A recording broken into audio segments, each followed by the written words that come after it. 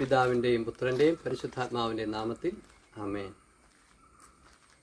പ്രിയപ്പെട്ട സഹോദരങ്ങളെ, പരിശുദ്ധാത്മാവിൻ്റെ പ്രത്യേകമായ സഹായം തേടിക്കൊണ്ട് ഈ ശുശ്രൂഷയിലേക്ക് നമുക്ക് പ്രവേശിക്കാം. പ്രിയപ്പെട്ട പരിശുദ്ധാത്മാവെ, ഈ ശുശ്രൂഷയുടെ സമ്പൂർണ്ണമായ നിയന്ത്രണം അങ്ങേക്ക് ഏൽപ്പിച്ചു തരുന്നു. അങ്ങ് ഞങ്ങളെ നയിക്കണമേ, ഞങ്ങളെ പഠിപ്പിക്കണമേ, ഞങ്ങളെ വിശുദ്ധീകരിക്കണമേ. ആമേൻ.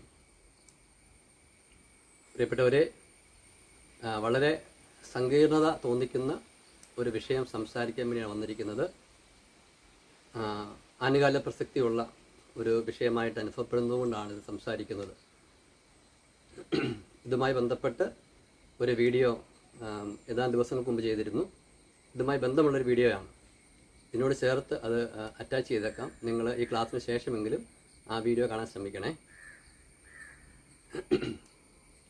ഇപ്പോൾ നിങ്ങളോട് പങ്കുവയ്ക്കുന്ന വിഷയം ഇതിന് വർഷങ്ങൾക്ക് മുമ്പ് കേരള സഭയിലൊക്കെ കാര്യമായി ചർച്ച ചെയ്തൊരു വിഷയമായിരുന്നു. ഇപ്പോഴും അത് സജീവമായിട്ട് വരുന്നു. ആ ഒരു വിഷയമാണ് നമ്മുടെ പൂർവികന്മാർ ചെയ്ത പാപങ്ങൾക്ക് നമ്മൾ ശിക്ഷ ഏൽക്കേണ്ടി വരുമോ? അതുമായി ബന്ധപ്പെട്ടുള്ള നമ്മുടെ പൂർവികന്മാർ ചെയ്ത പാപങ്ങളുമായി ബന്ധപ്പെട്ടാണോ നമ്മുടെ കുടുംബങ്ങളിലൊക്കെ പല പ്രശ്നങ്ങളൊക്കെ ഉള്ളത്? നമ്മൾ ആത്മീയമായിട്ട് ഭൗതിക പുരോഗതി പ്രാപിക്കാത്തത്? ഒരു കുടുംബ വൃക്ഷ വിശുദ്ധീകരണം സാധ്യമാണോ? തുടങ്ങിയ വിഷയങ്ങളാണ് നമ്മൾ ഈ ഒരു ക്ലാസ്സിൽ ഷെയർ ചെയ്യുന്നത്. ആദ്യമായിട്ട് തന്നെ നിങ്ങളോട് പറയുകയാണ്, സാധാരണഗതിയിൽ IHS മിനിസ്ട്രി ചെയ്യുന്ന എല്ലാ ശുശ്രൂഷകളും വീഡിയോകളുമൊക്കെ തിരുസഭയുടെ പ്രബോധനങ്ങൾ സമൃദ്ധമായിട്ട് പങ്കുവെച്ചുകൊണ്ടായിരിക്കും. ഇതിലും ഈ ഒരു ക്ലാസ്സിലും സഭയുടെ പ്രബോധനം പങ്കുവയ്ക്കുന്നുണ്ട്.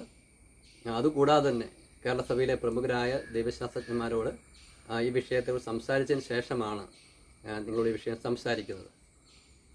അതേസമയം തന്നെ ഇതിൽ എൻ്റെ ഒരു ബോധ്യമാണ് ഇതിൽ പങ്കുവയ്ക്കുന്നത്. ഇത് കേട്ട് കഴിയുമ്പോൾ ഇതുമായി ബന്ധപ്പെട്ട് സഭയുടെ പ്രബോധനങ്ങൾ നിങ്ങൾക്ക് കൂടുതൽ എന്തെങ്കിലും നിങ്ങൾക്ക് അറിയാമെന്നുണ്ടെങ്കിൽ ദയവ് ചെയ്ത് നിങ്ങൾ കമൻറ്റ് ബോക്സിൽ അത് നൽകണം. മാത്രമല്ല, നിങ്ങൾക്ക് ഈ ക്ലാസ് കേൾക്കുമ്പോൾ എന്താണ് അനുഭവപ്പെട്ടത് എന്ന് കൂടി നിങ്ങൾ കമൻറ്റ് ബോക്സിൽ നൽകണം. പ്രത്യേകിച്ച് സഭയുടെ പ്രബോധനങ്ങൾ, ഈ വിഷയത്തിൽ തിരുസഭയുടെ പ്രബോധനങ്ങൾ ഞാൻ പറഞ്ഞതിനേക്കാൾ കൂടുതൽ നിങ്ങൾക്ക് അറിവുണ്ടെങ്കിൽ അത് നിങ്ങൾ നൽകാൻ ശ്രമിക്കണമെന്ന് പ്രത്യേകമായിട്ട് ഓർപ്പിക്കുകയാണ്. ആദ്യമായിട്ട് തന്നെ പറയാനുള്ളത്, പൂർവികന്മാരുടെ പാപങ്ങൾ അത് നമ്മളെ ശല്യപ്പെടുത്തുമോ, നമ്മുടെ ജീവിതത്തിൽ അത് പ്രശ്നം സൃഷ്ടിക്കുമോ എന്നതുമായി ബന്ധപ്പെട്ട് നമ്മൾ ഒരു ചിന്തയിലേക്കൊക്കെ പോകുന്നതിൻ്റെ കാരണം ജീവിതത്തിലേക്ക് കടന്നു വരുന്ന സഹനങ്ങളുമായി ബന്ധപ്പെട്ടാണ്. രോഗങ്ങൾ വഴിയോ, കടബാധ്യതകൾ വഴിയോ, അല്ലെങ്കിൽ ചില തഴക്കദോഷങ്ങൾ വഴിയോ പലവിധ രീതികളിൽ പ്രശ്നങ്ങൾ, സഹനങ്ങൾ നമ്മുടെ ജീവിതത്തിലേക്ക് കടന്നു വരുമ്പോൾ ഇതിൻ്റെ കാരണം നമ്മൾ അന്വേഷിക്കുകയാണ്. ഇതിപ്പോൾ ആരംഭിച്ചതല്ല. ഇത് ദൈവജനത്തിൻ്റെ കാലഘട്ടം മുതൽ എപ്പോഴുമുള്ള ആലോചനയും ചിന്തയും ഒക്കെയാണ് സഹനങ്ങളുടെ കാരണങ്ങൾ. കർത്താവായ ഈശോ മിശിഹ ഇതേക്കുറിച്ച് വെളിപ്പെടുത്തിയിരിക്കുന്ന അത്രയുമേ നമുക്ക് ഇതേക്കുറിച്ച് അറിവുള്ളൂ. സഹനത്തിൻ്റെ കാരണങ്ങൾ ദൈവം ഒരു രഹസ്യമായിരിക്കുന്നത് പോലെ സഹനവും ഒരു പരിധിവരെ രഹസ്യമാണെന്നൊക്കെ പോലും പറയാറുണ്ട്. നമുക്ക് വെളിപ്പെടുത്തപ്പെട്ടതനുസരിച്ച് കുറച്ച് കാര്യങ്ങൾ അറിയാമെന്നുള്ളതല്ലാതെ ഇപ്പോൾ നമുക്ക് പലതും വ്യക്തമല്ല. ഇപ്പോൾ നമുക്ക് വെളിപ്പെടുത്തപ്പെട്ടതനുസരിച്ച് പ്രധാനമായ 3 കാരണങ്ങളാണ് സഹനത്തിന് പുറകിൽ പറയാവുന്നത്. ഒന്ന്, ഒരു വ്യക്തി അല്ലെങ്കിൽ വ്യക്തികൾ ചെയ്യുന്ന തെറ്റിൻ്റെ പരിണിതഫലമായിട്ട് ശിക്ഷ ഉണ്ടാകുന്നു, അല്ലെങ്കിൽ അതിനുള്ള ശിക്ഷയെന്ന് പറയാൻ പറ്റും, അതിനേക്കാൾ ഒരു സഹനം ഉണ്ടാകുന്നു. ഒരു വ്യക്തി ചെയ്യുന്ന തെറ്റിന്, പാപത്തിന് അനുസരിച്ച് ആ വ്യക്തിക്ക് അല്ലെങ്കിൽ അതുമായി ബന്ധപ്പെട്ട് അവിടെ ആ ഒരു സഹനവും അല്ലെങ്കിൽ പ്രശ്നങ്ങളൊക്കെ ഉണ്ടാകുന്നു. താൻ ചെയ്ത തെറ്റിന് പരിണിതഫലം അനുഭവിക്കേണ്ടി വരുന്നു. അതാണ് സഹനത്തിൻ്റെ ഒരു കാരണം. രണ്ടാമത്തെ കാരണം, ദൈവം താൻ സ്നേഹിക്കുന്നവരെ വിശുദ്ധീകരിച്ച് തന്നോട് ഐക്യപ്പെടുത്താൻ വേണ്ടി സഹനങ്ങൾ അനുവദിക്കുന്നു. ഇവിടെ സഹനം ഒരു സ്വർഗീയമായ ഒരു ദാനമായിട്ട് വരികയാണ്. പ്രഭാഷണ പുസ്തകം നമ്മൾ വായിക്കുന്നുണ്ട്. ദൈവം സ്വർണം അഗ്നിയിൽ ശുദ്ധി ചെയ്യപ്പെടുന്നു. ദൈവത്തിന് സ്വീകാര്യരായവരോ സഹനത്തിൻ്റെ തീച്ചൂളയിലും. സർവശക്തനായ ദൈവം നമ്മളെ വിശുദ്ധീകരിക്കാൻ വേണ്ടി ഉപയോഗിക്കുന്ന അനുപേക്ഷണീയമായൊരു വഴിയാണ് സഹനം. അങ്ങനെ സഹനത്തിൻ്റെ മറ്റൊരു മാനം നമ്മളുടെ വിശുദ്ധീകരണത്തിന് വേണ്ടിയുള്ളതാണ് എന്നതാണ്. ഇനി മൂന്നാമതായിട്ടുള്ള സഹനത്തിൻ്റെ ഒരു വശം കിടക്കുന്നത് അത് പൗലോസ് അപ്പോസ്തലൻ കൊളോസ്യസ് ലേഖനത്തിൽ പറയുന്നുണ്ട്. ക്രിസ്തു സഭയാകുന്ന തൻ്റെ ശരീരത്തെ പ്രതി സഹിച്ച പീഡകളുടെ കുറവ് എൻ്റെ ശരീരത്തിൽ ഞാൻ നികത്തുന്നു. അതായത് മറ്റുള്ളവരുടെ ആത്മരക്ഷയ്ക്ക് വേണ്ടി ദൈവം ചില വ്യക്തികൾക്ക് നൽകുന്ന ഒരു വലിയ ദാനമാണ് അത്ര സഹനങ്ങൾ. അതൊരു വലിയൊരു ഗിഫ്റ്റാണ്. കാരണം ഈശോ മിശിഹായോട് ചേർന്ന് ആത്മാക്കളുടെ രക്ഷയ്ക്ക് വേണ്ടി സഹിക്കാൻ സാധിക്കുക എന്നുള്ളത് സ്വർഗീയവാസികൾക്ക് പോലും സാധിക്കാതെ വലിയ സമ്മാനമാണെന്ന് കുറിച്ചൊക്കെ പറയുന്നുണ്ട്. അങ്ങനെ പ്രധാനമായിട്ടും ഈ 3 രീതിയിലുള്ള സഹനങ്ങളുണ്ട്. എന്നാൽ പലപ്പോഴും തൻ്റെ വ്യക്തി ജീവിതത്തിലെയും കുടുംബത്തിലുമൊക്കെ പ്രശ്നങ്ങൾ അല്ലെങ്കിൽ സഹനങ്ങളൊക്കെ വരുമ്പോൾ ഈ രണ്ടാമത്തെയും മൂന്നാമത്തേതിനെക്കുറിച്ച് കാര്യമായ ചിന്തയില്ലാതെ ഈ ഒന്നാമത്തേതിനെക്കുറിച്ചൊരു ചിന്ത വരികയാണ്. അതും ചിന്തിക്കുന്നതെന്നറിയാമോ? എൻ്റെ പൂർവികർ, എൻ്റെ കഴിഞ്ഞ തലമുറയുള്ളവർ ചെയ്ത തെറ്റിൻ്റെ പാപത്തിൻ്റെ ശിക്ഷയാണ് ഇപ്പോൾ ഞാൻ ഏൽക്കേണ്ടി വരുന്നത്. അപ്പം അതുകൊണ്ട് അവരേതെങ്കിലും രീതിയിൽ വിശുദ്ധീകരിക്കപ്പെട്ട് കഴിഞ്ഞാൽ എൻ്റെ കുടുംബത്തിലെ ഞാനുമായി ബന്ധപ്പെട്ട പ്രശ്നങ്ങൾ മാറുമെന്ന് ചിന്തിക്കുകയാണ്. ഇപ്പം സഹനത്തിന് 3 കാരണങ്ങൾ ഉണ്ടായിരിക്കെ എല്ലാത്തിൻ്റെയും കാരണം ഏതാണ്ട് ഈ ഒറ്റ ഒന്നിലേക്ക് ഞാൻ തന്നെ കൊണ്ട് കേന്ദ്രീകരിക്കുകയാണ്. ഒന്നാമത്തെ കാര്യം, എൻ്റെ പൂർവികന്മാർ ചെയ്ത പാപത്തിന് എനിക്ക് ഉത്തരവാദിത്തമുണ്ടോ, അതിൻ്റെ ശിക്ഷ ഞാൻ ഏൽക്കേണ്ടി വരുമോ എന്നുള്ള ഒന്നാമത്തെ ചിന്ത. രണ്ടാമത്തെ കാര്യം, എല്ലാ സഹനങ്ങളുടെയും പുറകിൽ ഇത് തന്നെയാണോ എന്നുള്ള ചിന്ത. അപ്പോൾ അതുകൊണ്ട് ആ വിഷയത്തെക്കുറിച്ച് നമ്മൾ കാര്യമായിട്ട് നമ്മൾ ചിന്തിക്കേണ്ടതായിട്ടുണ്ട്. നമുക്കറിയാം, ഇന്ന് ഈ ക്ലാസ് ഷെയർ ചെയ്യുന്ന ദിവസം വിശുദ്ധ അൽഫോൻസാമയുടെ തിരുനാളാണ്. സഹനത്തെ സ്നേഹമായി തിരിച്ചറിഞ്ഞ് സഹനത്തിൻ്റെ സ്നേഹമെന്ന് പേരിട്ട് അങ്ങനെ ആത്മീയമായിട്ട് ആഘോഷിച്ചൊരു വിശുദ്ധിയാണ് വിശുദ്ധ അൽഫോൻസാമ. ഇതുമായി ബന്ധപ്പെട്ട് വിചിത്രമായ ഒരു കാര്യം ഞാൻ ഒരിക്കൽ കേൾക്കുകയുണ്ടായി. ഒരു ശുശ്രൂഷയിൽ നേരിട്ട് പറഞ്ഞതാണ്. ഒരു കരിസ്മാറ്റിക് നവീകരണ കാലഘട്ടത്തിലാണ് അൽഫോൻസാമ ജീവിച്ചിരുന്നതെങ്കിൽ അൽഫോൻസാമ തീർച്ചയായിട്ടും ഇതുപോലെ സഹനം സ്വീകരിക്കേണ്ടി വരികയില്ലായിരുന്നു. അൽഫോൻസാമ സഹിക്കേണ്ടി വരികയില്ലായിരുന്നു. അപ്പോൾ ഒത്തിരി വിഷമം തോന്നി. സഹനത്തെ ഇത്രമാത്രം തെറ്റായിട്ടാണ് മനസ്സിലാക്കുന്ന ചിന്ത വന്നു. അങ്ങനെ ഒരു കാലഘട്ടത്തിലാണ് ഇപ്പോൾ നമ്മൾ ജീവിച്ചുകൊണ്ടിരിക്കുന്നത്. സഹനങ്ങൾ എങ്ങനെയെങ്കിലും സഹനങ്ങളെ മാറ്റിയെടുക്കണം, സഹനങ്ങളൊന്നും വേണ്ട, സഹനങ്ങളെല്ലാം മോശമാണ് എന്ന് ചിന്തിക്കുന്ന ഒരു കാലഘട്ടം. ഇപ്പോൾ ഈശോയോട് പ്രാർത്ഥിച്ചും ഈശോയെ സ്നേഹിച്ചും എങ്ങനെയെങ്കിലും സഹനങ്ങളെല്ലാം മാറ്റിയെടുക്കാൻ വേണ്ടി ശ്രമിക്കുന്ന ഒരു കാലഘട്ടമാണ് എന്നുള്ളത് വളരെ വേദനയോടുകൂടി നമ്മൾ തിരിച്ചറിയേണ്ടതാണ്. അൽഫോൻസാമയുടെ അന്നത്തെ കാലത്തെ ആ രോഗം മാറിപ്പോയിരുന്നെങ്കിൽ മറ്റ് വേറെ ഏതെങ്കിലും രീതിയിലുള്ള സഹനങ്ങൾ കടന്നു വന്ന് അൽഫോൻസാമയ്ക്ക് വിശദീകരണത്തിനും ആത്മരക്ഷയ്ക്കുമുള്ള വഴിയായിട്ട് മാറുകയാണ്. അതാണല്ലോ യാഥാർത്ഥ്യം. ഞാൻ പറഞ്ഞു മാത്രമേ ഉള്ളൂ. ഇനി ഈ വിഷയത്തെക്കുറിച്ച് നമ്മൾ ചിന്തിക്കുന്ന മറ്റൊരു കാര്യം, എനിക്ക് തോന്നുന്നത് കുറച്ച് വർഷങ്ങൾക്ക് മുമ്പ്, കൃത്യവർഷം എനിക്ക് ഓർമ്മയില്ല, പൂർവികന്മാരുടെ പാപങ്ങളും അല്ലെങ്കിൽ ശാപവുമായി ബന്ധപ്പെട്ട ഈ വിഷയം കേരള സഭയിൽ വളരെ സജീവമായ നിന്ന സമയത്ത് KCBC തന്നെ അന്ന് സഭയിൽ പല തെറ്റായ പ്രബോധനങ്ങളും പരക്കുന്നുണ്ടായിരുന്നു. ആ സമയത്ത് KCBC തന്നെ ഒരു ഗൈഡൻസിന് വേണ്ടി ഒരു രേഖ പുറത്തിറക്കുകയുണ്ടായി. അതിൻ്റെ പേര് വിശ്വാസവും ധാർമ്മികതയും എന്നാണ് എനിക്ക് തോന്നുന്നത്. ഞാൻ വായിച്ചിരുന്നു, വർഷങ്ങൾക്ക് മുമ്പായത് മറന്നുപോയി. അതിൽ പറഞ്ഞിരിക്കുന്ന അനുസരിച്ച്, ഞാൻ മനസ്സിലാക്കുന്ന അനുസരിച്ച്, പൂർവികന്മാരുടെ പാപങ്ങൾക്ക് പിന്തുണക്കാർ ശിക്ഷ അനുഭവിക്കേണ്ടി വരികയില്ല എന്ന രീതിയിലുള്ള ഒരു പ്രബോധനമാണ് അന്ന് നൽകിയിരുന്നെന്നാണ് എൻ്റെ ഒരു ബോധ്യം. ഞാനിന്ന് ഒരു മേജർ സെമിനാരിയിലെ പ്രൊഫസറുമായിട്ട് ഈ വിഷയം, അദ്ദേഹം ധാർമ്മിക ദൈവശാസ്ത്രത്തിൽ ഡോക്ടറേറ്റുള്ള വ്യക്തിയാണ്. ഈ വിഷയം സംസാരിക്കുമ്പോൾ അദ്ദേഹം പറയുകയുണ്ടായി, അതുതന്നെയാണ് സഭയുടെ കാഴ്ചപ്പാടെന്ന് പറയുകയുണ്ടായി. എങ്കിലും ഈ വിഷയത്തെക്കുറിച്ച് നമ്മൾ അനേകം പേർക്ക് സംശയങ്ങളും അസ്വസ്ഥത ഉള്ളതുകൊണ്ട് നമ്മൾ അല്പം കാര്യമായിട്ട് തന്നെ ഒന്ന്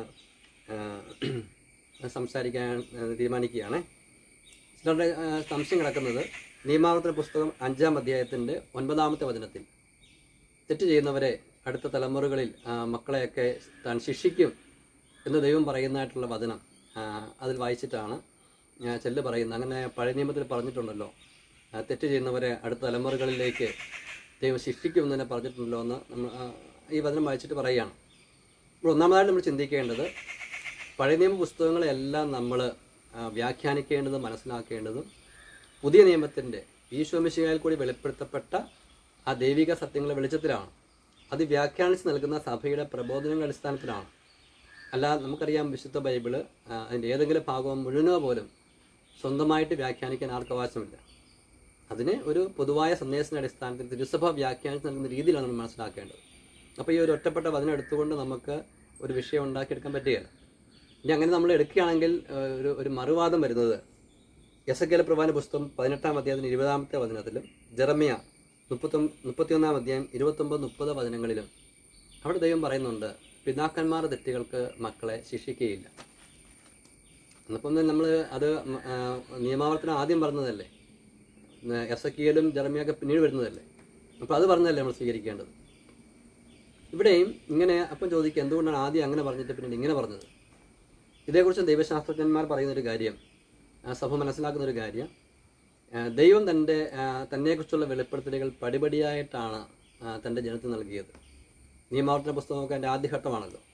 അപ്പോൾ ദൈവം തൻ്റെ വെളിപ്പെടുത്തൽ നൽകുന്ന ആദ്യഘട്ടത്തിൽ മരണാനന്തര ജീവിതത്തെക്കുറിച്ചുള്ള വെളിപ്പെടുത്തലുകൾ അത്ര കാര്യമായിട്ട് നൽകിയിരുന്നില്ല. അത് പടിപടിയായിട്ടാണ് വരുന്നത്. അന്ന് ഇസ്രായേൽക്കാരുടെ ലക്ഷ്യമൊക്കെ കാനാൻ ദേശമാണ്. ഒരർത്ഥത്തിൽ ഈ കാനാൻ ദേശം സ്വർഗത്തിൻ്റെ ഒരു പ്രതീകം കൂടിയാണ്. അപ്പോൾ കാനാൻ ദേശം സ്വന്തമാക്കുക, അതാണ് അന്ന് ദൈവജനത്തിന് ഏറ്റവും വലിയ ആവേശവും ലക്ഷ്യവുമൊക്കെ. പക്ഷേ ദൈവത്തിൻ്റെ ലക്ഷ്യം സ്വർഗീയ ജീവിതമാണല്ലോ. അപ്പോൾ അതിലേക്ക് ദൈവം പടിപടിയായിട്ട് നയിക്കുകയാണ്. പിന്നീട് പ്രവാചകന്മാരിലേക്ക് വരുമ്പോൾ ഈ മരണാനന്തര ജീവിതത്തെക്കുറിച്ചുള്ള കാര്യമായ ബോധ്യങ്ങൾ അവിടെ നൽകപ്പെടുന്നുണ്ട്. അപ്പോൾ ഈ നിയമാവർത്തന പുസ്തകത്തിലേക്ക് പശ്ചാത്തലത്തിൽ എല്ലാവർക്കും അറിയാം, തെറ്റ് ചെയ്യുന്നവർക്ക് ശിക്ഷ ഉണ്ട്. അത് നമ്മുടെ മനസ്സാക്ഷി നമുക്ക് പറഞ്ഞത്, തെറ്റ് ചെയ്യുമ്പോൾ ഒരു ശിക്ഷയുണ്ട്. അപ്പോൾ മരണാനന്തര ജീവിതത്തെക്കുറിച്ചുള്ള ബോധ്യങ്ങൾ ലഭിക്കാതിരുന്ന ആ സാഹചര്യത്തിൽ അന്ന് ദൈവജനം ഇങ്ങനൊരു ബോധ്യത്തിലേക്ക് വന്നു, തങ്ങൾ ചെയ്യുന്ന തെറ്റിന് ശിക്ഷയുണ്ട്, അത് തങ്ങളുടെ മക്കൾക്ക് അവർക്ക് ലഭിക്കും. എന്നാൽ പിന്നീട് മരണാനന്തര ജീവിതത്തിനെക്കുറിച്ചുള്ള ആ ഒരു ബോധ്യത്തിലേക്ക് വന്നു കഴിഞ്ഞപ്പോൾ തങ്ങൾ ചെയ്യുന്ന തെറ്റിന് ഈ ലോകത്തിന് ശേഷം തങ്ങൾക്ക് ശിക്ഷ ലഭിക്കും, തങ്ങളതിൻ്റെ ഫലം അനുഭവിക്കും. തങ്ങൾ നന്മ ചെയ്ത് കഴിഞ്ഞാൽ ഈ മരണശേഷവും തങ്ങൾക്ക് അതിനുള്ള പ്രതിഫലം ലഭിക്കും. ഇപ്പോൾ സ്വർഗ്ഗനരകങ്ങളെക്കുറിച്ചുള്ള ബോധ്യങ്ങളിലേക്ക് വരികയാണ്. അപ്പം ഇതിൻ്റെ ഒരു തികവില്ല, ഈ ഒരു ദൈവാവിഷ്കരണത്തിൻ്റെ തികവാണ് നമ്മൾ യേശുക്രിസ്തുവിൽ അവിടുത്തെ പ്രബോധനങ്ങൾ കാണുന്നത്. അത് വ്യാഖ്യാനിച്ച് നൽകുന്ന സഭയുടെ പ്രബോധനങ്ങൾ കാണുന്നത്. അതുകൊണ്ട് നിയമാവർത്തന പുസ്തകത്തിൽ ഒരു ഒറ്റപ്പെട്ട വചനം എടുത്തുകൊണ്ട് നമുക്കൊരു വിഷയത്തെ നമുക്ക് ഇവിടെ അവതരിപ്പിക്കാൻ പറ്റുകയില്ല എന്നാണ് നമ്മളിവിടെ മനസ്സിലാക്കേണ്ടത്. ഇനി ഇതുമായി ബന്ധപ്പെട്ട് മറ്റൊരു വിഷയം, അത് ഗൗരവമുള്ള വിഷയമാണ്, എല്ലാവരും ഒന്ന് ശ്രദ്ധിക്കുന്നത് നല്ലതാണ്. ഇത് സഭയുടെ വിശ്വാസമാണ്. പൗലോസ് അപ്പോസ്തലന്റെ വചനങ്ങളിൽ അധിഷ്ഠിതമാണ്. പൗലോസ് അപ്പോസ്തലൻ പറയുന്നൊരു കാര്യം, ഒരു ശരീരത്തിലെ ഓരോ അവയവം വേദനിക്കുമ്പോൾ എല്ലാ അവയവങ്ങളും വേദനിക്കുന്നു. ഒരവയവം സന്തോഷിക്കുമ്പോൾ എല്ലാ അവയവങ്ങളും സന്തോഷിക്കുന്നു. ഇതുമായി ബന്ധപ്പെട്ടാണ് നമ്മൾ കുമ്പസാരം എന്ന കൂദാശയിൽ ഒരു പുരോഹിതനോട്, ഒരു മനുഷ്യ വ്യക്തിയോട് നമ്മൾ പാപങ്ങൾ ഏറ്റു പറയുന്നത്. അദ്ദേഹത്തോട് നമ്മൾ ദൈവത്തോട് പറയുകയാണ്. നമ്മൾ പാപം ചെയ്തിട്ട് നമ്മൾ നേരിട്ട് ദൈവത്തോട് പറയാതെ ഒരു പുരോഹിതനോട് നമ്മൾ പറയുന്നതിൻ്റെ കാരണം, ഒരു മനുഷ്യ വ്യക്തിയോട് പറയുന്നതിൻ്റെ കാരണം, സഭയുടെ ഒരു അംഗം നിലയിൽ, മനുഷ്യവർഗത്തിൻ്റെ ഒരു ഭാഗം എന്ന നിലയിൽ നമ്മൾ തനിച്ചൊരു തെറ്റ് ചെയ്താലും അല്ലെ മറ്റൊരു വ്യക്തിക്കെതിരെ മറ്റു വ്യക്തിയോട് ചേർന്ന് തെറ്റ് ചെയ്താലും അത് ഈ പാപത്തിൻ്റെ ഫലം, ഈ പാപത്തിൻ്റെ സ്വഭാവം, ഇത് എന്നിലോ ഈ 1-2 വ്യക്തികൾ മാത്രം ഒതുങ്ങി നിൽക്കുന്നില്ല. ഞാൻ സഭയുടെ മുഴുവൻ ഭാഗമായിരിക്കുന്നത് കൊണ്ട്, മനുഷ്യവർഗം മുഴുവൻ്റെ ഭാഗമായിരിക്കുന്നത് കൊണ്ട് എൻ്റെ തെറ്റോ ശരിയോ അത് സഭയെ മുഴുവൻ അല്ലെ മനുഷ്യവർഗത്തെ മുഴുവൻ ബാധിക്കുന്നുണ്ട്. അതുകൊണ്ടാണ് അവരുടെ ഒരു പ്രതിനിധി, സഭയുടെ ഒരു പ്രതിനിധി എന്ന നിലയിൽ കൂടി പുരോഹിതൻ അവിടെ ആയിരിക്കുന്നത്. പറഞ്ഞു വരുന്ന അർത്ഥം ഇതാണ്, നമ്മൾ ചെയ്യുന്ന തെറ്റിന് ദൂരവ്യാപകമായ പരിണിതഫലമുണ്ട്. അപ്പോൾ അതുകൊണ്ട് എൻ്റെ പൂർവികരായ ആ ഒരു വ്യക്തി മാരകമായ ഒരു പാപം ചെയ്തു കഴിഞ്ഞാൽ അദ്ദേഹം ശരിയായ രീതിയിൽ അനുതാപത്തിലേക്ക് വന്നിട്ടില്ലെന്നുണ്ടെങ്കിൽ, അദ്ദേഹം മാരകഭാവത്തിൽ തന്നെ മരണമടഞ്ഞു പോയി കഴിഞ്ഞു കഴിഞ്ഞാൽ, അങ്ങനെയൊക്കെ അതിൻ്റെ പരിണിതഫലം മാനസാന്തരപ്പെട്ട് ദൈവകൃപ സ്വീകരിക്കാത്തത് കൊണ്ട് അതിൻ്റെ പരിണിതഫലം അദ്ദേഹം തലമുറ തുടങ്ങി അടുത്ത തലമുറകളിലേക്ക് വന്ന് ആ തലമുറകളിലും അവിടെയുള്ളവർ യേശുക്രിസ്തുവിനെ ശരിയായ കർത്താവ് രക്ഷകനുമായി സ്വീകരിച്ച് ആ കുടുംബത്തിൽ ദൈവകൃപയ്ക്കുള്ള ഒരു അവസരം ഒരുക്കുന്നില്ലെന്നുണ്ടെങ്കിൽ ഇതെല്ലാം സാത്താന് ആ കുടുംബങ്ങളിൽ ഈ തലമുറകളെല്ലാം പ്രവർത്തിക്കാനുള്ള ഒരു സാധ്യത ഒരുക്കിക്കൊടുക്കും എന്നൊരു സത്യമാണ്. അവിടെ ദൈവം ശിക്ഷിക്കുന്നതല്ല. ഉദാഹരണം പറഞ്ഞു കഴിഞ്ഞാൽ, ദൈവം ആദത്തോട് ഹവ്വയോടും പറഞ്ഞു, പഴം പറിച്ചു തിന്നത് തിന്നാൽ നിങ്ങൾ മരിക്കും, തിന്ന് നിങ്ങളെ കൊല്ലും എന്നല്ല പറഞ്ഞത്. ആദവും പഴം പറിച്ചു തിന്നു, അവർ മരിച്ചു. അപ്പോൾ അവരോട് ദൈവത്തോട് പറയുകയാണെന്ന് വിചാരിക്കുക, നീ പറഞ്ഞതുകൊണ്ടാണ് ഞങ്ങൾ മരിച്ചത്. ആത്മീയമായ മരണം. അതൊരാൾ ഒരു കെട്ടിടത്തിന് മുകളിൽ താഴേക്ക് ചാടാൻ തുടങ്ങുമ്പോൾ താഴെ നിന്ന് ഒരാൾ പറയുകയാണ്, താഴേക്ക് ചാടരുത്, കാൽ ഒടിയും. അപ്പോൾ അയാൾ താഴേക്ക് എടുത്തി ചാടി കാൽ ഒടിഞ്ഞു. ഉടനെ അയാൾ പറയുകയാണ്, നീ പറഞ്ഞതുകൊണ്ട് എൻ്റെ കാൽ ഒടിഞ്ഞത്. അത് ശരിയാണല്ല. അയാൾ ചെയ്ത ആ തെറ്റിൻ്റെ പരിണിതഫലമാണ്. അപ്പോൾ ആദവും ഹവ്വയും ചെയ്ത ആ പാപത്തിന് എൻ്റെ ശിക്ഷ, എൻ്റെ പരിണിതഫലം അടങ്ങിയിട്ടുണ്ട് എന്ന് പറഞ്ഞതുപോലെ തന്നെ നമ്മുടെ പൂർവികർ ഗൗരവമേറിയ തെറ്റുകൾ ചെയ്തിട്ടുണ്ടെങ്കിൽ ആ തെറ്റിനകത്ത് അതിൻ്റെ പരിണിതഫലം അടങ്ങിയിട്ടുണ്ട്. അവർ അനുദപിച്ച് പ്രായശ്ചിത്തമൊക്കെ ചെയ്ത് അത് വിടുതൽ പ്രാപിച്ചില്ലെങ്കിൽ, അല്ലെങ്കിൽ വരുന്ന തലമുറകളിലും അങ്ങനെ ഒരു അവസ്ഥയിലേക്ക് വന്നില്ലെന്നുണ്ടെങ്കിൽ സാത്താൻ ഇതിനെ ഒരു വഴിയാക്കി മാറ്റി ആ കുടുംബങ്ങളിലൊക്കെ നാശം വിതയ്ക്കാനുള്ള സാധ്യതയുണ്ട്. അത് ദൈവം ശിക്ഷിക്കുന്നതല്ല. ഇനി ഇതിൽ നമുക്ക് എങ്ങനെ ഇവിടെ ഇതിനോട് ചേർന്നൊരു കാര്യം കൂടി മനസ്സിലാക്കേണ്ടതായിട്ടുണ്ട്. അപ്പോഴേ നമുക്ക് ഈ ഒരു പ്രബോധനം കുറച്ചുകൂടി മനസ്സിലാകുകയുള്ളൂ. മാമോദീസ എന്ന കുദാശയെക്കുറിച്ചുള്ള സഭയുടെ പ്രബോധനം അത് നമ്മൾ പ്രത്യേകം ശ്രദ്ധിക്കേണ്ടതാണ്. കത്തോലിക്കാ സഭയുടെ മതബോധന ഗ്രന്ഥം 1263 64 ആ പ്രബോധനങ്ങളിലാണ് ഇത് കിടക്കുന്നത്. ഇപ്പോൾ സഭ പഠിപ്പിക്കുകയാണ്, മാമോദീസയിലൂടെ എല്ലാ പാപങ്ങളും, ഉത്ഭവപാപവും വ്യക്തിപരമായ എല്ലാ പാപങ്ങളും ക്ഷമിക്കപ്പെടുന്നു. ഇതിവിടെ പറയാനുള്ള കാരണം, ശിശുക്കൾക്കാണ് ശിശു മാമോദീസ ഉള്ളത്. മുതിർന്നൊരു വ്യക്തിയാണ് മാമോദീസ സ്വീകരിക്കുന്നതെങ്കിൽ ഉത്ഭവഭാവം മാത്രമല്ല കർമ്മഭാവവും ഉണ്ട്. അത് നിങ്ങൾക്കറിയാം. അപ്പോൾ അതുകൊണ്ടാണ് ഉത്ഭവഭാവവും വ്യക്തിപരമായ എല്ലാ പാപങ്ങളും ക്ഷമിക്കപ്പെടുമെന്ന് പറയുന്നത്. എന്നിട്ട് പറയുകയാണ്, അതുപോലെ തന്നെ പാപത്തിനുള്ള ശിക്ഷയും ഒഴിവാക്കപ്പെടുന്നു. ശ്രദ്ധിക്കേണ്ട കാര്യമാണ്, പാപത്തിനുള്ള ശിക്ഷയും ഒഴിവാക്കപ്പെടുന്നു. വീണ്ടും ജനിച്ചവരിൽ ദൈവരാജ്യത്തിലേക്കുള്ള പ്രവേശനം തടയുന്ന യാതൊന്നും, ആദ്യത്തിൻ്റെ പാപമാകട്ടെ, വ്യക്തിപരമായ പാപമാകട്ടെ, പാപത്തിൻ്റെ അനന്തരഫലമാകട്ടെ, ഒന്നും നിലനിൽക്കുകയില്ല. അപ്പം പിന്നെ പൂർവികന്മാരിൽ വന്ന് നമുക്ക് എന്താ അതിനെക്കുറിച്ച് നമുക്ക് പറയാനുള്ളത്? ഒന്നും നിലനിൽക്കുകയില്ല മാമോദീസ സ്വീകരിച്ചവർ. വീണ്ടും പറയുകയാണ്, എന്നാലും പാപത്തിൻ്റെ കാലികമായ ചില അനന്തര ഫലങ്ങൾ, അത് നമ്മൾ പറഞ്ഞത്, അത് ശിക്ഷയല്ല. എൻ്റെ പൂർവികന്മാർ പാപം ചെയ്ത ഉത്തരവാദിത്വം എനിക്കില്ല. നേരെ മറിച്ച് അതിൻ്റെ ചില അനന്തര ഫലങ്ങൾ മാമോദീസ സ്വീകരിച്ചവരിൽ നിലനിൽക്കുന്നുണ്ട്. സഹനങ്ങൾ, രോഗം, മരണം, ജീവിതത്തിൽ സ്വസിദ്ധമായ ചില ദൗർബല്യങ്ങൾ, പാപം ചെയ്യാനുള്ള പ്രവണത എക്സെട്ര. പിന്നെ നമുക്കറിയാം, ഈ ഹെറിഡിറ്ററി ആയിട്ട്, പാരമ്പര്യമായിട്ട് ഒരു വീട്ടിലെ അപ്പൻ വലിയ മദ്യപാനിയാണെന്നുണ്ടെങ്കിൽ മക്കളിലേക്ക് മദ്യപാന ശീലം അങ്ങനെ ഹെറിഡിറ്ററി ആയിട്ട് വരാം. ആ രീതിയിൽ അത് ഇവിടെയൊക്കെ നമ്മൾ ഓർമ്മിക്കേണ്ട കാര്യം, ഇവിടെ ശിശു നിഷ്കളങ്കനാണ്. ശിശുവിൻ്റെ എന്തെങ്കിലും കുഴപ്പമുണ്ട് അതിലേക്ക് വരുന്നത്. അപ്പം അങ്ങനെ വന്നു കഴിയുമ്പോൾ അതിനുള്ള പരിഹാരത്തെക്കുറിച്ച് നമ്മൾ ചിന്തിക്കണം. പരിഹാരം എന്താണെന്നുള്ളതിനെ നമ്മൾ ചിന്തിക്കണം. അത് തൊട്ട് പറയും. ഇവിടെ പറയുകയാണ്, സഹനം, രോഗം, മരണം, ജീവിതത്തിൽ സ്വസ്ഥമായ ദൗർബല്യങ്ങൾ, പാപം ചെയ്യാനുള്ള പ്രവണത എക്സെട്ര. പാപം ചെയ്യാനുള്ള പ്രവണതയെ പാരമ്പര്യം, പാപാസക്തി എന്നും ആലങ്കാരികമായി പാപത്തിൻ്റെ ഇന്ധനം എന്നും വിളിക്കുന്നു. വീണ്ടും പറയുകയാണ്, പാപാസക്തി നമ്മിൽ കുടികൊള്ളാൻ ദൈവം അനുവദിച്ചിരിക്കുന്നത് നാം അതിനോട് സമരം ചെയ്യാൻ വേണ്ടിയാണ്. അതുകൊണ്ട് അതിന് സമ്മതം നൽകാതെ യേശുക്രിസ്തുവിൻ്റെ കൃപാവരത്താൽ അതിനെ ധീരതയോടെ എതിർത്ത് നിൽക്കുന്നവരെ ദ്രോഹിക്കുവാൻ അതിന് കഴിയുകയില്ല.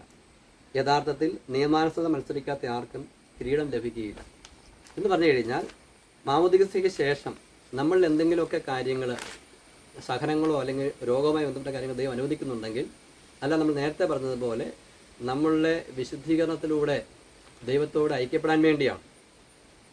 ഇത് നമ്മൾ വളരെ മാമോദീസയിൽ എന്ത് സംഭവിക്കുന്നു, എന്താണ് അവിടെ ശരിക്കും ആ കുദാശ സംഭവിക്കുന്നത്, അതിനുശേഷം നമ്മളിലുള്ള കാര്യങ്ങൾ എന്തിനു വേണ്ടിയാണ് എന്നതിനെക്കുറിച്ചുള്ള നല്ലൊരു ബോധ്യം നമുക്കുണ്ടായിരിക്കണം. മാമോദീസ സ്വീകരിച്ച് ഇങ്ങനെയുള്ള ഒരു നല്ല അവസ്ഥയിലേക്ക് എന്ന വ്യക്തി ക്രമേണ സ്വന്തം മനസ്സിൽ പാപം ചെയ്ത് ദൈവത്തോട് മറുതലിച്ച് നിന്ന് അയാൾക്ക് കൂടുതൽ തന്നിലുള്ള ഈ പാപാസക്തിയൊക്കെ വളർത്തിയെടുത്ത് കൂടുതൽ നാശത്തിലേക്ക് പോകാൻ വേണ്ടി പറ്റും. അവിടെ അത് നേരത്തെ ലഭിച്ചതുമായി ബന്ധപ്പെട്ടല്ല. നേരത്തെ ലഭിച്ച തന്നിലുള്ള ചില കാര്യങ്ങൾ, അത് വിശുദ്ധിക്ക് വേണ്ടി ദൈവം അനുവദിച്ചിരിക്കുന്ന കാര്യങ്ങളെ അദ്ദേഹം ദൈവത്തിൻ്റെ കൃപയോട് സഹകരിക്കാതെ തൻ്റെ സ്വന്തം മനസ്സിനെ പാപത്തിനും പിശാചിനും വിട്ടുകൊടുത്ത് അതിനെ വളർത്തി വലുതാക്കിയെടുക്കുകയാണ്. അത് ഇയാളുടെ സ്വന്തം ഉത്തരവാദിത്തമാണത്. അപ്പോൾ അതിന് ദൈവത്തെയോ അല്ലെങ്കിൽ കഴിഞ്ഞ പൂർവ്വപിതാക്കന്മാരെ കുറ്റം പറഞ്ഞിട്ട് കാര്യമില്ല. കാരണം ഇയാൾക്ക് മാമോദീസാവിൽ ലഭിച്ച കൃപ അയാൾ ശരിക്കും ഉപയോഗിച്ച് കൃപയിൽ വളരുകയാണെന്നുണ്ടെങ്കിൽ തന്നിലുണ്ടായിരുന്ന ഈ പാപാസക്തി മാറിപ്പോവുകയും ഇദ്ദേഹം വിശുദ്ധിയിൽ കൃപാവരത്തിൽ പുരോഗമിക്കുകയും ചെയ്യുമായിരുന്നു. അതേക്കുറിച്ച് നമുക്ക് പിന്നീട് വീണ്ടും നമുക്ക് അതേക്കുറിച്ച് ചിന്തിക്കാവേ. ഇനി ഈ ഒരു വിഷയത്തിൽ നമുക്ക് എങ്ങനെ പുറത്ത് കിടക്കാം, മാമോദീസയ്ക്ക് ശേഷം നമ്മുടെ ജീവിതത്തിലുള്ള ഈ പറഞ്ഞ പ്രശ്നങ്ങൾ നമ്മുടെ ജീവിതത്തിലുണ്ടെങ്കിൽ അതിൽ നമുക്ക് എങ്ങനെ പുറത്ത് കിടക്കാം എന്നതിനെക്കുറിച്ച് എൻ്റെ ഒരു ബോധ്യം പങ്കുവയ്ക്കുകയാണ്. ഇത് ഞാൻ പറഞ്ഞതുപോലെ ഏതാണ്ട് ദൈവശാസ്ത്രജ്ഞന്മാരുടെ വിഷയം സംസാരിച്ച് ക്ലിയർ ചെയ്തിട്ടാണ് ഞാൻ സംസാരിക്കുന്നത്. ഈ വിഷയത്തിലും നിങ്ങൾക്ക് ഞാൻ പറഞ്ഞതിനേക്കാൾ ഉപരി സഭയുടെ പ്രബോധനം നിങ്ങളുടെ അറിവിലുണ്ടെങ്കിൽ അതൊന്ന് കമൻറ്റ് ബോക്സിൽ പങ്കുവയ്ക്കണേ. ഒരു ഉദാഹരണം പറയുകയാണ് മനസ്സിലാക്കാൻ വേണ്ടിയിട്ട്. എൻ്റെ പൂർവികന്മാരിലൊരാൾ കുറച്ച് പുറകോട്ട് പോവാം. അദ്ദേഹം കത്തോലിക്ക വിശ്വാസം ജീവിക്കുന്നു. അങ്ങനെയൊക്കെ അദ്ദേഹം മാരകമായൊരു പാപത്തിൽ ഉൾപ്പെടേണ്ട സാഹചര്യം വരുന്നു. എന്ന് പറഞ്ഞു കഴിഞ്ഞാൽ കുടുംബത്തിൽ വലിയ തകർച്ച ഉണ്ടായി കഴിഞ്ഞപ്പോൾ ഈ തകർച്ച ഒന്നും മാറുന്നില്ല. ഇപ്പോൾ ആരോ അദ്ദേഹത്തോട് പറഞ്ഞു, ഒരു മന്ത്രവാദിയെ കണ്ട് മന്ത്രവാദം ചെയ്യുകയാണെങ്കിൽ ഈ പ്രശ്നം മാറുമെന്ന് പറഞ്ഞു. പ്രശ്നങ്ങളുടെ ആധിക്യം കൊണ്ട് ഇദ്ദേഹം തൻ്റെ വിശ്വാസത്തെയൊന്നും കുറച്ചൊക്കെ ശ്രമിച്ചു നോക്കി പിടിച്ചു വയ്ക്കാൻ വേണ്ടി, പക്ഷെ പറ്റുന്നില്ല. അവസാനം ഈ പ്രശ്നത്തിൽ നിന്ന് മാറാൻ വേണ്ടി ഇദ്ദേഹം പോയി ഒരു മന്ത്രവാദിയെ കാണാൻ വേണ്ടി തീരുമാനിച്ചു. ആ തീരുമാനിച്ച സമയത്ത് തന്നെ ഒരു സംഭവം നടന്നു ആത്മീയ മണ്ഡലത്തിൽ. ഇദ്ദേഹം കത്തോലിക്കനായിരുന്നുകൊണ്ടും ക്രിസ്ത്യാനിയായിരുന്നതുകൊണ്ടും അതുവരെയും ആ കുടുംബത്തിന്മേൽ ക്രിസ്തുവിൻ്റെ പ്രത്യേകമായൊരു സംരക്ഷണ കവചമുണ്ടായിരുന്നു. ക്രിസ്തു ആ വീടിൻ്റെ നാഥനായിരുന്നു. എന്നാൽ സ്വന്തം മനസ്സിൽ ഇദ്ദേഹം മന്ത്രവാദത്തിന് പോകാമെന്ന് തീരുമാനിച്ച സമയത്ത് ഇദ്ദേഹം അകത്ത് ഈശോയെ തള്ളിക്കളയുകയും സാത്താനെ വളരെ ബോധപൂർവം തൻ്റെ ജീവിതത്തിലേക്ക് കുടുംബത്തിലേക്ക് ക്ഷണിക്കുകയും ചെയ്തു. അത് ഈ പിന്നെ വേറെ എന്തെങ്കിലും കൊലപാതകമാകാം, വ്യഭിചാരമാകാം, മറ്റെന്തെങ്കിലും ആകാം. ഇതുപോലെ ഒരു സാഹചര്യത്തിൽ അങ്ങനെ ഈശോയെ തള്ളിക്കളയുന്നു, സാത്താനെ ബോധപൂർവം സ്വന്തം മനസ്സിൽ കുടുംബത്തിലേക്ക് ക്ഷണിക്കുകയാണ്. ക്രിസ്തു ഈ കുടുംബത്തിന് നാഥൻ എന്നൊക്കെ ബോർഡ് വെച്ചിട്ടുണ്ട്, പക്ഷേ ആ കുടുംബത്തിന് നാഥൻ ഇനി മുതൽ പിശാചാണ്, സാത്താനാണ്. അങ്ങനെ ഇദ്ദേഹം മന്ത്രവാദത്തിന് പോകുന്നു. ആദ്യമൊക്കെ കുറച്ചൊരു നല്ല ഫലം പോലെയൊക്കെ കാണപ്പെടുന്നു. പക്ഷെ ക്രമേണ വലിയ തകർച്ചയിലേക്ക് വരികയാണ്. പരിശുദ്ധാത്മാവ് വരുമ്പോൾ അവിടുത്തെ ഫലങ്ങളെല്ലാം കൊണ്ടുവരുന്നത് പോലെ നേരെ തിരിച്ച് സാത്താൻ വരുമ്പോൾ സാത്താൻ്റെ സ്വഭാവം കൊണ്ടുവരികയാണ്. വെറുപ്പ്, വിദ്വേഷം, ഉത്കണ്ഠ, ആകുലത, നിരാശ, പിന്നെ പാപത്തിൻ്റെ പല പാപത്തിൻ്റെ ആസക്തികൾ, ഇങ്ങനെ കുടുംബത്തിൽ അത് പെരുകി വരികയാണ്. അപ്പോൾ ഈ കുടുംബത്തിലുള്ള വ്യക്തികൾ ഇതിലിങ്ങനെ തിരിഞ്ഞു നിൽക്കുകയാണ്, ക്രിസ്തുവിനെ തിരിഞ്ഞു നിൽക്കുകയാണ്. ഇവർ അനുദപിക്കാതെ മരിക്കാമെന്ന് വിചാരിക്കുക. അപ്പോൾ പറഞ്ഞതുപോലെ തന്നെ പാപത്തിൽ തഴങ്ങിയ ഇവരുടെ ഈ സ്വഭാവങ്ങളൊക്കെ അടുത്ത തലമുറയിലേക്ക് വരുന്നു. ആ തലമുറയിലും ആ കുടുംബത്തിലൊന്നും ആരും ക്രിസ്തുവിനെ ബോധപൂർവം സ്നേഹിക്കുകയോ ആരാധിക്കുകയോ ചെയ്യുന്നില്ല. ഇങ്ങനെ മുന്നോട്ട് പോയി അവസാന ഒരു തലമുറയിൽ ഒരു വ്യക്തി യേശു ക്രിസ്തുവിനെ ബോധപൂർവം കർത്താവും രക്ഷകമായി സ്വീകരിച്ചു, ശരി ഹൃദയത്തിലേക്ക് സ്വീകരിച്ചു, ഈശോയെ ദൈവമായിട്ട് ആരാധിക്കുകയാണ്. അപ്പോൾ ആത്മീയ മണ്ഡലത്തിൽ മറ്റൊരു സംഭവം നടന്നു. ആ കുടുംബത്തിന് മേലുള്ള സാത്താൻ്റെ ആ സ്വാധീനം, ആ കെട്ടങ്ങ് പൊട്ടി. അത് പൊട്ടി ഈശോ ആ കുടുംബത്തിലേക്ക് വന്നു. ഈശോ ആ കുടുംബത്തിൻ്റെ യഥാർത്ഥ നാഥനായി. ഇനി ഈശോയെ സ്വീകരിച്ച ഈ വ്യക്തി എന്തുമാത്രം തൻ്റെ ജീവിതത്തിലേക്ക് കൂടുതൽ ഈശോയെ ക്ഷണിക്കുന്നുവോ, ഈശോയ്ക്ക് സമർപ്പിക്കുന്നുവോ, ഈശോയുടെ വചനം പാലിക്കുന്നുവോ, അതിനനുസൃതമായ രീതിയിൽ ഈ കുടുംബത്തിൽ ഈശോ അങ്ങ് രാജാവായിട്ട് വാഴും. യഥാർത്ഥത്തിൽ ക്രിസ്തു ആ കുടുംബത്തിൽ നാഥനായിട്ട് മാറും. അപ്പോൾ സംഭവിക്കുന്നത് ഇദ്ദേഹം മാത്രമല്ല, ഇദ്ദേഹത്തിൻ്റെ കുടുംബത്തിലുള്ളവരും ക്രമേണ പടിപടിയായി ഈശോയെ അറിയുന്നതിലേക്കും സ്നേഹിക്കുന്നതിലേക്കും വരും. അപ്പോൾ നിങ്ങൾക്കറിയാവുന്നൊരു വചനം പൂർത്തിയാക്കപ്പെടും. ഏത് വചനമാണത്? കർത്താവായ ഈശോയിൽ വിശ്വസിക്കുക, നീയും നിന്റെ കുടുംബവും രക്ഷ പ്രാപിക്കും. ഹല്ലേലൂയ.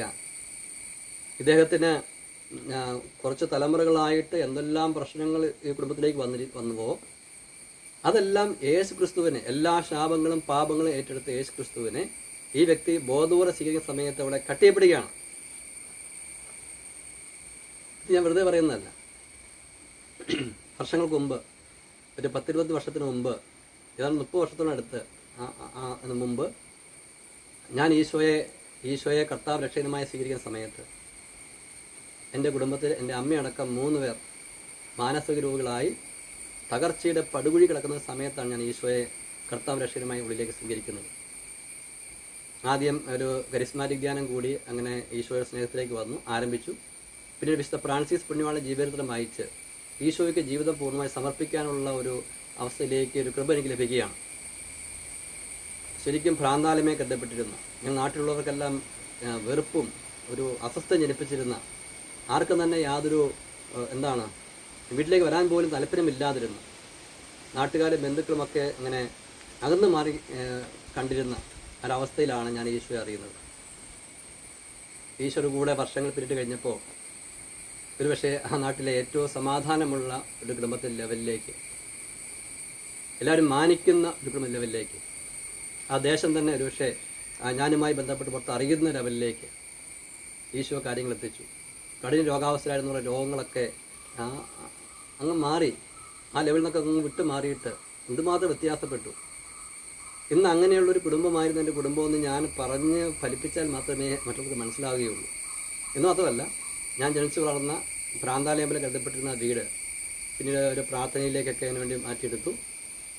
ചില വൈദികർക്ക് വന്ന് മാസങ്ങളോളം പ്രാർത്ഥിച്ചിട്ടുണ്ട്, അവിടെ വന്ന് കുർബാന അർപ്പിച്ചിട്ടുണ്ട്. ഞാൻ പിന്നെ പറയുമായിരുന്നു ഭ്രാന്താലയം ദേവാലയമായി മാറ്റപ്പെട്ടു. ഇവിടെ സംഭവിച്ച കാര്യം എന്താണ്? ഞാൻ ചെയ്ത ഏക കാര്യം ഈശോയുടെ കൃപയനുസരിച്ച് ഈശോയോട് കൂടുതൽ ചേർന്ന് നിൽക്കാൻ ശ്രമിച്ചു. ഈശോ എന്ന വ്യക്തിയെ എന്നിലേക്ക്, ഒരു കുടുംബത്തിലേക്ക് ക്ഷണിച്ചു. ഞാൻ പിന്നെ ഓർക്കുകയായിരുന്നു, എൻ്റെ കുടുംബത്തിലുള്ള എല്ലാവരും തന്നെ വളരെ ബോധ്യപൂർവ്വം ഈശോയെ സ്നേഹിക്കുന്നതിലേക്ക് പടിപടിയായി വരികയുമുണ്ടായി. ഞാൻ ഈ വിഷയം കഴിഞ്ഞ ദിവസം സംസാരിക്കുമ്പോൾ ധ്യാനത്തിൽ പങ്കെടുത്ത ഹൈന്ദവനായിരുന്നൊരു കത്തോലിക്കനായൊരു സഹോദരൻ പറയുകയായിരുന്നു, അദ്ദേഹത്തിൻ്റെ അപ്പൻ മന്ത്രവാദിയായിരുന്നു. ഇദ്ദേഹം ഈശോ അറിയുന്ന സമയത്ത് പിന്നീട് ഇദ്ദേഹം ഈശോയെ സ്നേഹിക്കാൻ ആരംഭിച്ചു. അങ്ങനെ ഇരിക്കെ അപ്പൻ മരണമടയുന്ന അതേ സമയത്ത് ഇദ്ദേഹത്തിൻ്റെ വീട്ടിൽ ഇദ്ദേഹത്തിൻ്റെ അനുജൻ ഒരു മാനസിക രോഗിയായിരുന്നു, കഠിനമായ രോഗത്തിലാണ്. പക്ഷേ ഇദ്ദേഹം ഈശോയെ അറിഞ്ഞു കഴിഞ്ഞപ്പോൾ കാര്യങ്ങൾ മാറ്റപ്പെടുകയാണ്. മരണസമയത്ത് അപ്പൻ ഈശോയെ സ്വീകരിക്കുന്നു, മാംസ സ്വീകരിക്കുന്നു. താമസിയാതെ തന്നെ ഈ അനുജൻ്റെ രോഗവും അങ്ങ് മാറുകയാണ്. കണ്ടോ, ഇദ്ദേഹം ഈശോയെ കർത്താവ് രക്ഷകനുമായി സ്വീകരിച്ചു കഴിഞ്ഞപ്പോൾ ആത്മീയമായും ഭൗതികമായും കാര്യങ്ങൾ മാറ്റം വരികയാണ്. അങ്ങനെയെങ്കിൽ ഇപ്പോൾ നമ്മുടെ കുടുംബത്തിൽ നമ്മൾ കാണുന്ന പ്രശ്നങ്ങളും പ്രതിസന്ധികളും നമ്മുടെ വ്യക്തിജീവിതത്തിലോ കുടുംബത്തിലോ ആത്മീയമായിട്ടോ ഭൗതികമായിട്ടോ ഉള്ള പ്രശ്നങ്ങൾക്കുള്ള പരിഹാരം എന്താണ്? ഇത് പൂർവികന്മാരിലേക്ക് നമ്മൾ നോക്കുന്നതിനേക്കാൾ ഉപരി, അവരിലേക്ക് നമ്മൾ നോക്കേണ്ടത് നമുക്ക് പിന്നീട് പറയാം. അതിനേക്കാൾ ഉപരി നമ്മൾ ശ്രദ്ധിക്കേണ്ടത് എന്താണ്? നമ്മുടെ വ്യക്തി ജീവിതത്തെ ഈശോയുമായി ബന്ധപ്പെടുത്തുവാൻ വേണ്ടി അല്ലെങ്കിൽ ഈശോയുമായിട്ട് ഐക്യപ്പെടുത്തുവാൻ കൂടുതൽ ആ സ്നേഹം വർദ്ധിപ്പിക്കാൻ ശ്രമിക്കുകയല്ല ചെയ്യേണ്ടത്. സക്കേവൂസ് ഈശോയെ കർത്താവ് രക്ഷകനുമായി സ്വീകരിച്ചു കഴിഞ്ഞപ്പോൾ ആ കുടുംബ രക്ഷ പ്രാപിച്ചു എന്നാണ് ഈശോ പറയുന്നത്. നമുക്കറിയാം. ഇവിടെ ശ്രദ്ധിച്ചില്ലെങ്കിൽ സംഭവിക്കുന്ന മറ്റൊരു അപകടമുണ്ട്. എന്താണെന്നറിയാമോ? നമ്മൾ ഈശോയെ അറിഞ്ഞ് സ്നേഹിച്ച് ദൈവസ്നേഹ പരിപൂർണത പ്രാപിച്ച് സ്വർഗത്തിൽ പോകണമെന്നാണ് ദൈവത്തിൻ്റെ ആഗ്രഹം. നമുക്കിതിനു വേണ്ടി സഹനങ്ങൾ ദൈവം അനുവദിക്കുന്നു, നമ്മുടെ വിശുദ്ധീകരണത്തിന് വേണ്ടി. ഇങ്ങനെയൊക്കെ സഹനം വരുമ്പോൾ, പ്രശ്നങ്ങൾ വരുമ്പോൾ നമ്മൾ പൂർവികന്മാരുടെ പ്രശ്നമാണെന്ന് വിചാരിച്ച് ചിലർക്കത് കേൾക്കുമ്പോൾ തന്നെ അവരോട് ദേഷ്യം വരും. എൻ്റെ പൂർവികന്മാർ നിമിത്തമാണ് ഞാൻ ഇങ്ങനെ ആയിരിക്കുമെന്ന് ചിന്തിക്കുമ്പോൾ ചിലപ്പോൾ അവരോട് ദേഷ്യം വരും. പിന്നെ അവർക്ക് വേണ്ടി പ്രാർത്ഥിച്ച് അവരെ രക്ഷപ്പെടുത്തി കഴിഞ്ഞാൽ മാത്രമേ എനിക്ക് രക്ഷയുള്ളൂ എന്ന ചിന്തയിൽ പ്രാർത്ഥിക്കാൻ ആരംഭിക്കുന്നു വിചാരിക്കുക. അപ്പോൾ പോലും ഒരു സ്നേഹക്കുറവ് അവിടെ ഇല്ലേ, ഒരു സ്വാർത്ഥത അവിടെ ഇല്ലേ? കുഴപ്പമില്ല, അങ്ങനെ പ്രാർത്ഥിക്കുന്നുണ്ടല്ലോ എന്ന് വിചാരിക്കുക. അതായത് അവരെ രക്ഷിച്ചാൽ മാത്രമേ എനിക്ക് രക്ഷയുള്ളൂ എന്ന് വിചാരിച്ച് അവർക്ക് പ്രാർത്ഥിക്കുകയാണ്. പിന്നെ അവർ കാരണമാണ് ഞാനിങ്ങനെയായെന്ന് ചിന്തിച്ച് അവർക്ക് ദേഷ്യം വരുവാണ്. മറുവശത്ത് ക്രിസ്തു ആഗ്രഹിക്കുന്ന എന്താണ്? ക്രിസ്തുവിനെ കർത്താവ് രക്ഷകനുമായി സ്വീകരിച്ച് ഈ വ്യക്തി ക്രിസ്തുവിനോട് ചേർന്ന് എല്ലാ പാപവും ശാപവും ഏറ്റെടുത്ത ക്രിസ്തുവിലൂടെയുള്ള കൃപ സ്വീകരിച്ച് എല്ലാ ബന്ധനങ്ങളെയും തകർത്ത് മുന്നോട്ട് നീങ്ങാൻ വേണ്ടിയാണ്. അപ്പോൾ ഇത് ചെയ്തില്ലെങ്കിൽ സാത്താൻ വിജയിക്കും. ഇയാളുടെ വിശുദ്ധീകരണത്തിന് വേണ്ടി, ഇയാൾ വിശുദ്ധനായി ദൈവത്തെ മഹത്വപ്പെടുത്താൻ വേണ്ടി ശ്രമിക്കേണ്ടതിന് പകരം തൻ്റെ പൂർവികന്മാർക്ക് വേണ്ടി പ്രാർത്ഥിച്ചല്ല അതുമായി ബന്ധപ്പെട്ട കാര്യങ്ങളിലേക്ക് ശ്രദ്ധിച്ച് തൻ്റെ ആ ലക്ഷ്യത്തിൽ നിന്ന് മാറിപ്പോകാനുള്ളൊരു സാധ്യത അതിലേക്ക് കൊണ്ടുപോകാൻ വേണ്ടി സാത്താൻ സാധിക്കും. അതുകൊണ്ട് നമ്മൾ ഈ ഒരു മേഖല കാര്യമായിട്ട് ശ്രദ്ധിക്കേണ്ടതായിട്ടുണ്ട്. ഇനി ഇതിനകത്തൊരു നമ്മളെ പൂർവികന്മാർക്ക് വേണ്ടി നമ്മൾ പ്രാർത്ഥിക്കാൻ ശ്രമിക്കുന്നു വിചാരിക്കുക. നമ്മുടെ പൂർവികന്മാർ മാർഗമായ പാപം ചെയ്തു, അതുകൊണ്ടാണ് നമ്മൾ കുടുംബത്തിൽ പ്രശ്നമുള്ളതെന്ന് വിചാരിച്ച് നമ്മൾ അവരെ വിശുദ്ധീകരിക്കാൻ ശ്രമിച്ചു കഴിഞ്ഞാൽ സംഭവിക്കാൻ ഒന്നുണ്ട് കാര്യങ്ങൾ. ഒന്ന്, അവരെ വിശുദ്ധീകരിച്ചാലേ നമുക്ക് രക്ഷയുള്ളൂ എങ്കിൽ നമ്മൾ അവർക്ക് വേണ്ടി പ്രാർത്ഥിക്കുമ്പോൾ അവർ നരകത്തിലാണെങ്കിലോ, ആണെന്ന് നമുക്കറിയത്തില്ല, ആണെങ്കിലോ അവർ നരകത്തിലാണെങ്കിൽ തീർച്ചയായിട്ടും നമ്മുടെ ഈ പ്രാർത്ഥന അവർക്ക് ഉപകാരപ്പെടുകയില്ല. കാരണം ശുദ്ധീരാത്മാക്കൾക്ക് വേണ്ടി മാത്രമേ ആ പ്രാർത്ഥന മാത്രമേ ദൈവം സ്വീകരിക്കുകയുള്ളൂ, ഉപകാരപ്പെടുകയുള്ളൂ. അങ്ങനെയെങ്കിൽ നമ്മൾ എത്ര നാൾ പ്രാർത്ഥിച്ചു കഴിഞ്ഞാൽ തന്നെയും നമ്മളുമായി ബന്ധപ്പെട്ട വ്യക്തികൾ നരകത്തിലാണെന്നുണ്ടെങ്കിൽ ആ പ്രാർത്ഥന അവർക്ക് ഉപകാരപ്പെടുകയില്ല, അവർക്ക് മാറ്റമുണ്ടാകുകയില്ല. അവർക്ക് മാറ്റമുണ്ടായില്ലെങ്കിൽ നമുക്ക് മാറ്റമുണ്ടാകുകയില്ല. കണ്ടോ? അപ്പോൾ അതുകൊണ്ട് നമ്മളുടെ ഈ രീതിയിലുള്ള പ്രാർത്ഥനകളൊന്നും നമുക്കൊരു രീതിയിൽ പിന്നെ നമ്മൾ കുറച്ച് സമയമെടുത്ത് പ്രാർത്ഥിക്കുന്നതുകൊണ്ട് ചെറിയ ഫലങ്ങളൊക്കെ നമുക്ക് ലഭിക്കും എന്നുള്ളതല്ലാതെ നമ്മൾ എന്ത് ഉദ്ദേശത്തെ പ്രതി നമ്മൾ പ്രാർത്ഥിച്ചുവോ ആ ഫലം നമുക്ക് കിട്ടാതെ പോകും. അങ്ങനെ സാധ്യതയില്ലേ? ഇതേക്കുറിച്ചൊക്കെ നിങ്ങളുടെ അഭിപ്രായം നിങ്ങൾ കമൻ്റായിട്ട് പറഞ്ഞാൽ മതി കേട്ടോ. നിങ്ങൾ കേട്ട എല്ലാ കാര്യങ്ങളെക്കുറിച്ചുള്ള കാര്യങ്ങൾ നിങ്ങൾ കമൻ്റായിട്ട് ഇടും കേട്ടോ. അതുപോലെ തന്നെ ഇന്നലെ ഞങ്ങൾ ധ്യാനത്തിൽ പങ്കെടുക്കുന്ന സമയത്തും 2 ഹൈന്ദവ സഹോദരന്മാർ പങ്കെടുക്കുകയാണ്. അപ്പം ഞാൻ വിചാരിക്കുകയായിരുന്നു, ഇവർ റീസെൻ്റായിട്ടാണ് ഈശോയെ അറിഞ്ഞത്. ഇവരുടെ കഴിഞ്ഞ തലമുറകളെല്ലാം ഹൈന്ദവരാണ്. നമുക്കറിയാം അവരെല്ലാം വിഗ്രഹങ്ങളെ നമ്മുടെ വിശ്വാസം അനുസരിച്ച് അവരെല്ലാം വിഗ്രഹാരാധനയെ മറ്റൊക്കെ നമ്മൾ വിശ്വസിക്കുന്നു. അപ്പോൾ ഈ ഒരു കാര്യം ഇവർ കേൾക്കാൻ വിചാരിക്കുക.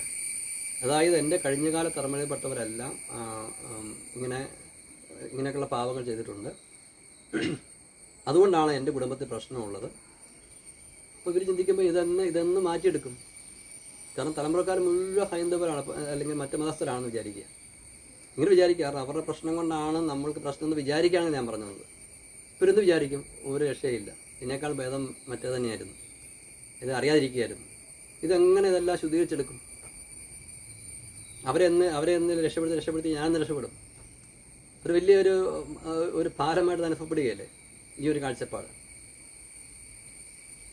അപ്പം അതേക്കുറിച്ച് കൂടി നമ്മളൊന്ന് ഈ ഒരു വിഷയം നമ്മൾ കൈകാര്യം ചെയ്യുന്നുണ്ടെങ്കിൽ എന്തുമാത്രം ഇത് വചനാനുസൃതവും സഭാപ്രമവും ചേരുന്നതും ലോജിക്കലായിട്ടൊക്കെയാണെന്ന് നമുക്കൊന്ന് ചിന്തിക്കുന്നത് നല്ലതായിരിക്കുമേ.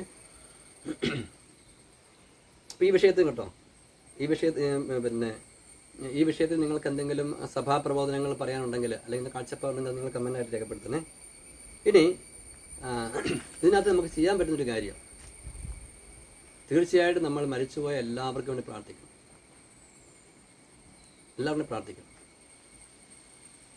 കാരണം ആരൊക്കെ സ്വർഗത്തിൽ പോയി, ആരൊക്കെ നരകത്തിലുണ്ട്, ആരൊക്കെ ശുദ്ധീകരണാവസരം നമുക്ക് അറിഞ്ഞുകൂടാ. അതുകൊണ്ട് മരിച്ചുപോയ എല്ലാവർക്കും വേണ്ടി പ്രാർത്ഥിക്കണം. നമ്മൾ പ്രാർത്ഥിക്കുന്ന സമയത്ത് ആരെങ്കിലും നമ്മൾ വ്യക്തിക്ക് വേണ്ടി നമ്മൾ പ്രാർത്ഥിക്കുകയാണ്, ആ വ്യക്തി ആ സമയത്ത് നരകത്തിലാണെന്ന് വിചാരിക്കുക. അപ്പോൾ പ്രാർത്ഥന വെറുതെ പോകത്തില്ല. ആ പ്രാർത്ഥന ആവശ്യമുള്ള ആത്മാക്കൾക്ക് വേണ്ടി ഉപയോഗിക്കും. നിങ്ങൾ പ്രാർത്ഥിക്കുന്ന വ്യക്തി സ്വർഗത്തിലാണെന്ന് വിചാരിക്കുക, അവിടെയും പ്രാർത്ഥന വെറുതെ പോകത്തില്ല, അത് ശുദ്ധീരാത്മാക്കൾക്ക് വേണ്ടി ഉപയോഗിക്കും. പ്രാർത്ഥന വെറുതെ അവലാകത്തില്ല. നമ്മൾ ശ്രദ്ധിക്കേണ്ട കാര്യം, നമ്മൾ ശുദ്ധീരാത്മാക്കൾ വേണ്ടി പ്രാർത്ഥിക്കുന്നുണ്ടോ? ഉണ്ടെങ്കിൽ ആർക്ക് വേണ്ടി പ്രാർത്ഥിക്കുന്നു? മിക്കവാറും നമ്മൾ പ്രാർത്ഥിക്കുന്നത് നമുക്ക് പരിചയമുള്ള കുടുംബത്തിൽ മരിച്ചവർക്ക് വേണ്ടിയായിരിക്കും, അല്ല അടുത്ത സ്നേഹിതർ മറ്റൊക്കെ ആയിരിക്കും. പക്ഷേ അതിൻ്റെ പുറകെ തലമുറ കിടക്കുകയല്ലേ, അവർക്ക് വേണ്ടി പ്രാർത്ഥിക്കണ്ടേ? ഇനി നമ്മളുടെ സഹോദരങ്ങൾ അവർ മാത്രമാണോ? ശുദ്ധീകരണ സ്ഥലത്തുള്ള മുഴുവൻ നമ്മുടെ സഹോദരങ്ങളല്ലേ? ഞാൻ ഈ ക്ലാസ്സിലേക്ക് കയറുന്നതിന് മുമ്പ് നല്ല വിശുദ്ധി ജീവിക്കുന്ന ഒരു സഹോദരിയുമായിട്ട് സംസാരിക്കുകയായിരുന്നു. അപ്പോൾ ആ സഹോദരി പറയുകയാണ്, കരഞ്ഞുകൊണ്ടാണ് സംസാരിക്കുന്നത്. എനിക്ക് ശുദ്ധീരാത്മാക്കളെക്കുറിച്ച് ഓർക്കുന്ന സമയത്ത് എനിക്ക് എൻ്റെ ശ്വാസം വിട്ടുന്ന പോലെയാണ്. കാരണം അവരവിടെ ഒരു ശ്വാസം വിട്ടലിലാണല്ലോ, ദൈവസ്നേഹമാകുന്ന ഓക്സിജൻ ശരിക്കും ലഭിക്കാതെ അവരൊരുമാതിരി ഒരു ശ്വാസം വിട്ടലിലാണല്ലോ. അവരെക്കുറിച്ച് ഓർക്കുമ്പോൾ ശരിക്കും കരയുവാണ് സഹോദരി. അവരുടെ കുടുംബത്തിലവരെക്കുറിച്ച് ഓർത്തിട്ടല്ല, അവരുടെ കുടുംബത്തിലുള്ളവരുൾപ്പെടെ ശുദ്ധീകരണാവസ്ഥയിലുള്ള എല്ലാവരെയും കുറിച്ച്. ആരും പ്രാർത്ഥിക്കേണ്ടത് എത്രയോ ആത്മാക്കൾ അവിടെ ഉണ്ട്. നമ്മളൊരു ഓർക്കാറുണ്ടോ? പ്രാർത്ഥിക്കാറുണ്ടോ? ആത്മാക്കളുണ്ട്. ഏറ്റവും പ്രാർത്ഥന ആവശ്യമുള്ളവരില്ലേ? പ്രാർത്ഥിക്കാറുണ്ടോ? ഇനി പറയുന്ന കാര്യം ശ്രദ്ധിച്ച് കേൾക്കണേ. വളരെ പ്രധാനപ്പെട്ട കാര്യം പറയാൻ വേണ്ടി പോകുന്നത്, നമ്മൾ യേശുക്രിസ്തുവിനെ കർത്താവ് രക്ഷകനുമായി സ്വീകരിച്ച ഒരു വ്യക്തിയെ സംബന്ധിച്ച് ആ വ്യക്തിയുടെ ആത്മരക്ഷ കിടക്കുന്നത് ഈശോയുള്ള സ്നേഹത്തെ പ്രതി ആ വ്യക്തി സഹോദരങ്ങളെ സ്നേഹിക്കുന്നതിലാണ്. അന്ത്യവിധിയെക്കുറിച്ച് പറയുമ്പോൾ ഈശോ പറയുന്നുണ്ട്, നമ്മളെ ആത്മരക്ഷ പ്രധാനമായിട്ടും സ്നേഹം അല്ലെങ്കിൽ പരസ്നേഹവുമായി ബന്ധപ്പെട്ടാണ്. അപ്പോൾ നമ്മൾ ഈശോയുള്ള സ്നേഹത്തെ പ്രതി സഹോദരങ്ങളെ സ്നേഹിച്ചാൽ നമുക്ക് സ്വർഗത്തിൽ പോകത്തുള്ളൂ എന്ന് മാത്രമല്ല, നമുക്ക് ആത്മീയമായി നമ്മൾ വളരണമെങ്കിലും നമുക്ക് ആത്മീയവും ഭൗതികമായ അനുഗ്രഹങ്ങൾ പ്രാപിക്കണമെങ്കിലും ഒരവശ്യ വ്യവസ്ഥ നമ്മളിൽ വെറുപ്പില്ലാതിരിക്കണം. അതിലുപരി നമ്മളെ സ്നേഹമായിരിക്കണം. എന്തുമാത്രം ഒരു വ്യക്തി സ്നേഹത്തിലേക്ക് വളരുന്നുണ്ടോ അത്രമാത്രം വ്യക്തി ആത്മീയമായും ഭൗതികം അനുഗ്രഹിക്കപ്പെടും. നേരെ മറിച്ച് ഒരു വ്യക്തി ഈശോയെ വിശ്വസിക്കുന്നുണ്ടെങ്കിലും എന്തുമാത്രം വ്യക്തി പരസ്നേഹത്തിൽ പുറകിലാണോ അത്രമാത്രം ആ വ്യക്തി ആത്മീയമായി തളരും, വളരാതിരിക്കും, ഭൗതിക അനുഗ്രഹങ്ങൾ പോലും തടസ്സപ്പെടും. ഇവിടെ നമ്മൾ ചിന്തിക്കേണ്ടത് പലപ്പോഴും കേരള സഭയൊക്കെ സംബന്ധിച്ച് നമ്മൾ ശ്രദ്ധിക്കേണ്ട ഒരു കാര്യം, കേരള സഭയിൽ പലരും ഈ ആത്മീയമായിട്ട് വളരാത്തതിൻ്റെയും അല്ല, പല പ്രശ്നം കടന്നു പോകുന്നതിന് പ്രധാനപ്പെട്ട കാരണം ഈ സ്നേഹ ജീവിതത്തെക്കുറിച്ചുള്ള അറിവില്ലായ്മ മൂലമാണ്. ഈ വിഷയം ഒരിക്കലും അഡ്രസ്സ് ചെയ്യാതെ നമ്മൾ ഒരുപക്ഷെ ഇതിനൊക്കെ പകരമായിട്ടായിരിക്കും നമ്മളൊരുപക്ഷെ നമ്മുടെ പ്രശ്നങ്ങൾക്ക് കാരണം പൂർവികരാണെന്നൊക്കെ വിഷയത്തിലേക്ക് ചിലപ്പോൾ പോകാനുള്ളൊരു കാരണം.